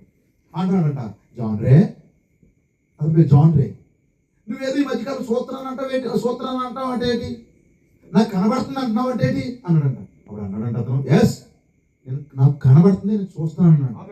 ఎప్పుడైతే అలా పలికాడో, హల్లెలూయా, విశ్వాసంతో పలికాడో, చూపు వచ్చేసింది అన్నాడు. ఓ ఇప్పుడు అతను చూస్తా ఉన్నాడు, పరిగెడతా ఉన్నాడు, యేసుక్రీస్తు నామములో చూస్తున్నాను, యేసుక్రీస్తు నామములో నా వ్యాధులు పోయినాయి, యేసుక్రీస్తు నామములో ఈ రోజు నేను గుడ్డివాడు కాదు, పరిగెడతా ఉన్నాడు. ఓ ప్రత్యక్షమయ్యాడు అక్కడ. అదే దేవుడు ఇక్కడ ఉన్నాడు, ఆయన ప్రత్యక్షమయ్యాడు. ఫిన్లాండ్ లో బాలుని స్వస్థపరిచిన దేవుడు ప్రత్యక్షమయ్యాడు. హల్లెలూయా, అడవులో ఉడతలు సృష్టించిన దేవుడు ప్రత్యక్షమయ్యాడు. ఆఫ్రికా దేశంలో 7 ట్రక్కుల నిండా ఆయన వీల్ చైర్లు, చేతికారులు ఊరేగించిన దేవుడు ఈ రాత్రి ప్రత్యక్షమయ్యాడు. వ్యాధుల్ని, రోగాల్ని, దుఃఖాన్ని, పాపాన్ని తీసివేయడానికి దేవుడు ప్రత్యక్షమయ్యాడు. God bless you. దేవుడు మిమ్మల్ని దీవించును గాక, దేవుడు మిమ్మల్ని దీవించును గాక. ఈ సమయాన్ని దేవ సేవకులకు అప్పగిస్తాను. దేవుడు స్తోత్రం కలుగును గాక. హల్లెలూయా, ఆమేన్. ఓ మనిషిగా, ఓ యూదా, ఓ బెత్లెహేమ ఎఫ్రాయిమా, నువ్వు యూదా ప్రధానంలో ఎంత మాత్రము అల్పమైన కాదు ఆయన. హల్లెలూయా. ఈ రోజు ఇది ఎక్కడో ఈ మహానుభావ ప్రాంతంలో చిన్న గ్రామాన్ని ఓ దేవుడు ఎన్నుకున్నాడు. ఈ చిన్న ప్రజల్ని, ఈ కొద్దిమంది ప్రజల్ని ఓ దేవుడు ఎన్నుకున్నాడు. ప్రియ సంగమా, ఓ ప్రియ సహోదరులారా, ఓ దేవుడు మాట్లాడాడా, ఓ ఈ రాత్రి దేవుడు ప్రత్యక్షమయ్యాడా, ఓ మరి పురాతన కాలం నుంచి ఓ శాశ్వత కాలం వరకు, ఓ ఆ రోజు ఆదాము ప్రత్యక్షమైన వాడు, ఆ రోజు నోవహు ప్రత్యక్షమైనాడు, ఆ రోజు మోషే ప్రత్యక్షమైనాడు, ఆ రోజు ఏలియా ప్రత్యక్షమైనాడు, ఆ రోజు మీకా ప్రత్యక్షమైనాడు. ఈ రోజు నీకు ప్రత్యక్షమయ్యాడు ఆయన. హల్లెలూయా. ఈ రోజు మనతో మాట్లాడాడు ఆయన, ఈ రోజు మనం దర్శించుడు ఆయన, ఈ రోజు మనం ప్రత్యక్షమైన కూడా ఆయన. హల్లెలూయా. ఎంతమంది సంతోషంగా ఉన్నారు? I am so happy. ఎందుకు తెలుసా? దేవుడే ప్రత్యక్షమై మాట్లాడాడు, దేవుడే మనతో మాట్లాడాడు, దేవుడే ఇక్కడ ప్రత్యక్షమై నీతో నాతో మాట్లాడుతున్నాడు ఆయన. ఓ నీకు నాకు భయపడుతున్నాడు ఆయన. ఎన్నికైన వారికి, ఎన్నికైన ప్రజలకి ఓ మనిషిగా దేవుడే ప్రత్యక్షమయ్యి తనను నీకు నాకు బయలుపరుచుకున్నాడు ఆయన. మరి ఎన్నికైన వాళ్ళు ఆమేన్. ఓ మన ఇచ్చి మరి ఏవో చేసేవాళ్ళు ఆమేన్. ఈ రోజు సామాన్యతలకు వచ్చాడు ఆయన. ఓ చిన్న బెత్లెహేం ఎన్నుకున్నాడు ఆయన. ఆ బెత్లెహేం ఎవరంటే ఈ రోజు ఆయన ఎక్కడికి వస్తున్నాడంటే నీలో నుంచి వస్తున్నాడు ఆయన. దేనికి వస్తున్నాడంటే ప్రపంచానికి తీర్పు తెచ్చబోతున్నాడు. ఎవరైతే వాక్యానికి విరుద్ధంగా, ఎవరైతే మూఢనమ్మకాలు ఉన్నారో, ఎవరైతే వాక్యానికి విరుద్ధంగా కార్యాలు చేస్తున్నారో, ఎవరైతే దేవుడి నామానికి నమ్ముకొని అగౌరవంగా చేస్తున్నారో వారికి తీర్పు తెచ్చడానికి ఇది ఆయన నీలో ఇచ్చి, ఆమేన్, నీలో ఇచ్చి ఆయన తీర్పు తెచ్చబోతున్నాడు ఆయన. హల్లెలూయా. చిన్న గుంపే నిజంగా ఇందాక అనుకున్నాను, ఏంటి ప్రభు ఈ కూటమి ఏంటి ఆయన ఇందాక కూర్చుని అనమాట, ఒక్కనే ఉన్నాడు ఇక్కడ. ఏంటి ప్రభు ఎవరు రాలేదు ఏంటి, నా పరిస్థితి ఏంటి, ఈ కూటమి ఏర్పరచుకున్నాడు కదా, ఈ రోజు అది ప్రార్థన చేయలేదు అసలు. ఓ నన్ను క్షమించు ప్రభు. ప్రతి కూటమి ప్రార్థన చేయలేను. ఆమేన్. ఆ కూటమి ప్రారంభం నుంచి ముగింపు వరకు కూడా ప్రార్థన చేస్తూనే ఉండాలి. నా యొక్క విధానం అది. ఈ రోజు ఒక్కనైపోయినేమో, మరి నాకు ఎవరు లేక ఇక్కడ అలాగే వచ్చి కూర్చుంట్లోకి పరిస్థితులు అంతా గందరగోళంగా ఉంటుంది. హల్లెలూయా. ఇక్కడ మోకాలేసి ప్రార్థిస్తుంది ఒక్కనే. ఆమేన్. నా ప్రార్థన దేవుడు ఆలకించాడు ఆయన. ఎక్కడ ఉన్నారా అయ్యగారు? 3 గంటలకు వచ్చి ఆమేన్, ఆమేన్, ఆమేన్, ఆమేన్.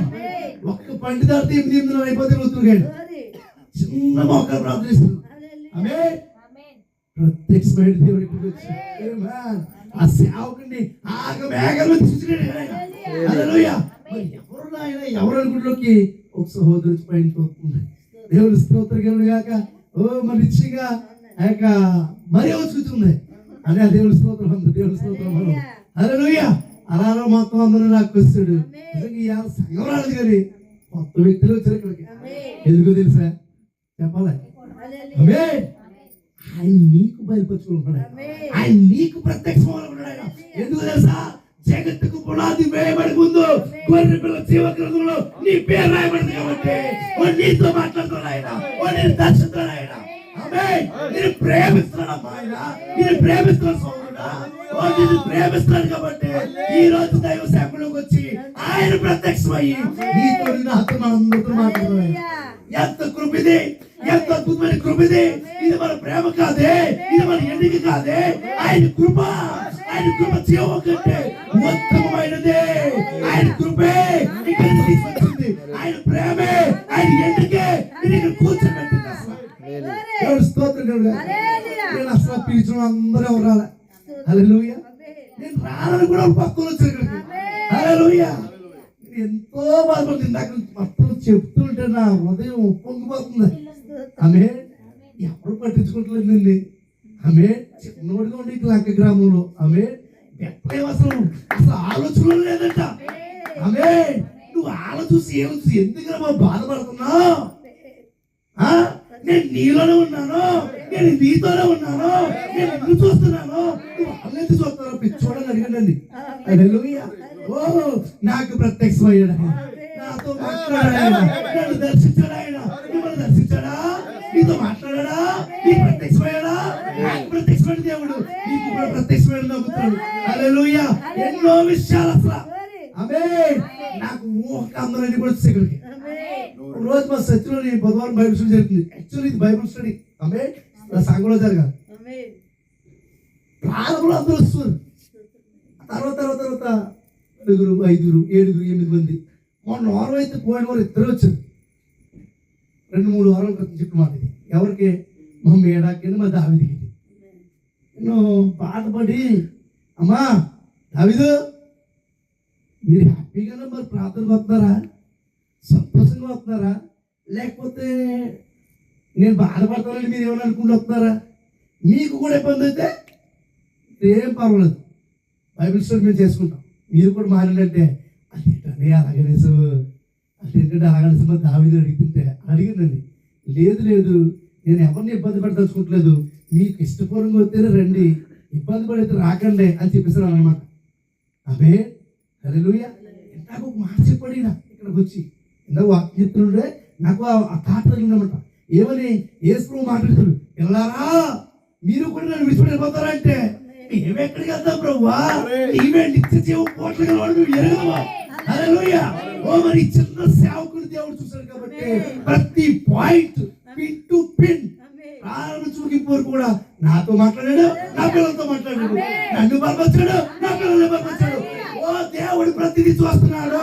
ప్రతి నా హృదయంలో ఇందాక చెప్పాను. ఎవరు ఓ సహోదరి కింద ఉంటే స్టార్టింగే అమ్మా మా మేడాల అమ్మగారికి అలా చెల్లెకి అమ్మా ఇవాళ ప్రార్థన ఉంది కదా, మీరు రాకపోతే ఇంకా ఇక్కడ చూడు ఈ హార్ట్ ఉందా, ఈ హార్ట్లో ఏదో చిన్న పెయిన్ వచ్చేస్తుందమ్మా, చాలా బాధపడిపోతానమ్మా, మీరు ఆరాధనకి ఎవరైనా మిస్ అయిపోయినతో చాలా కృంగిపోతున్నాను, ఎంతో బాధ వచ్చేస్తున్నాను, హార్ట్ ఒక్కొక్కసారి ఆగిపోయినట్టు అయిపోతుంది నాకు.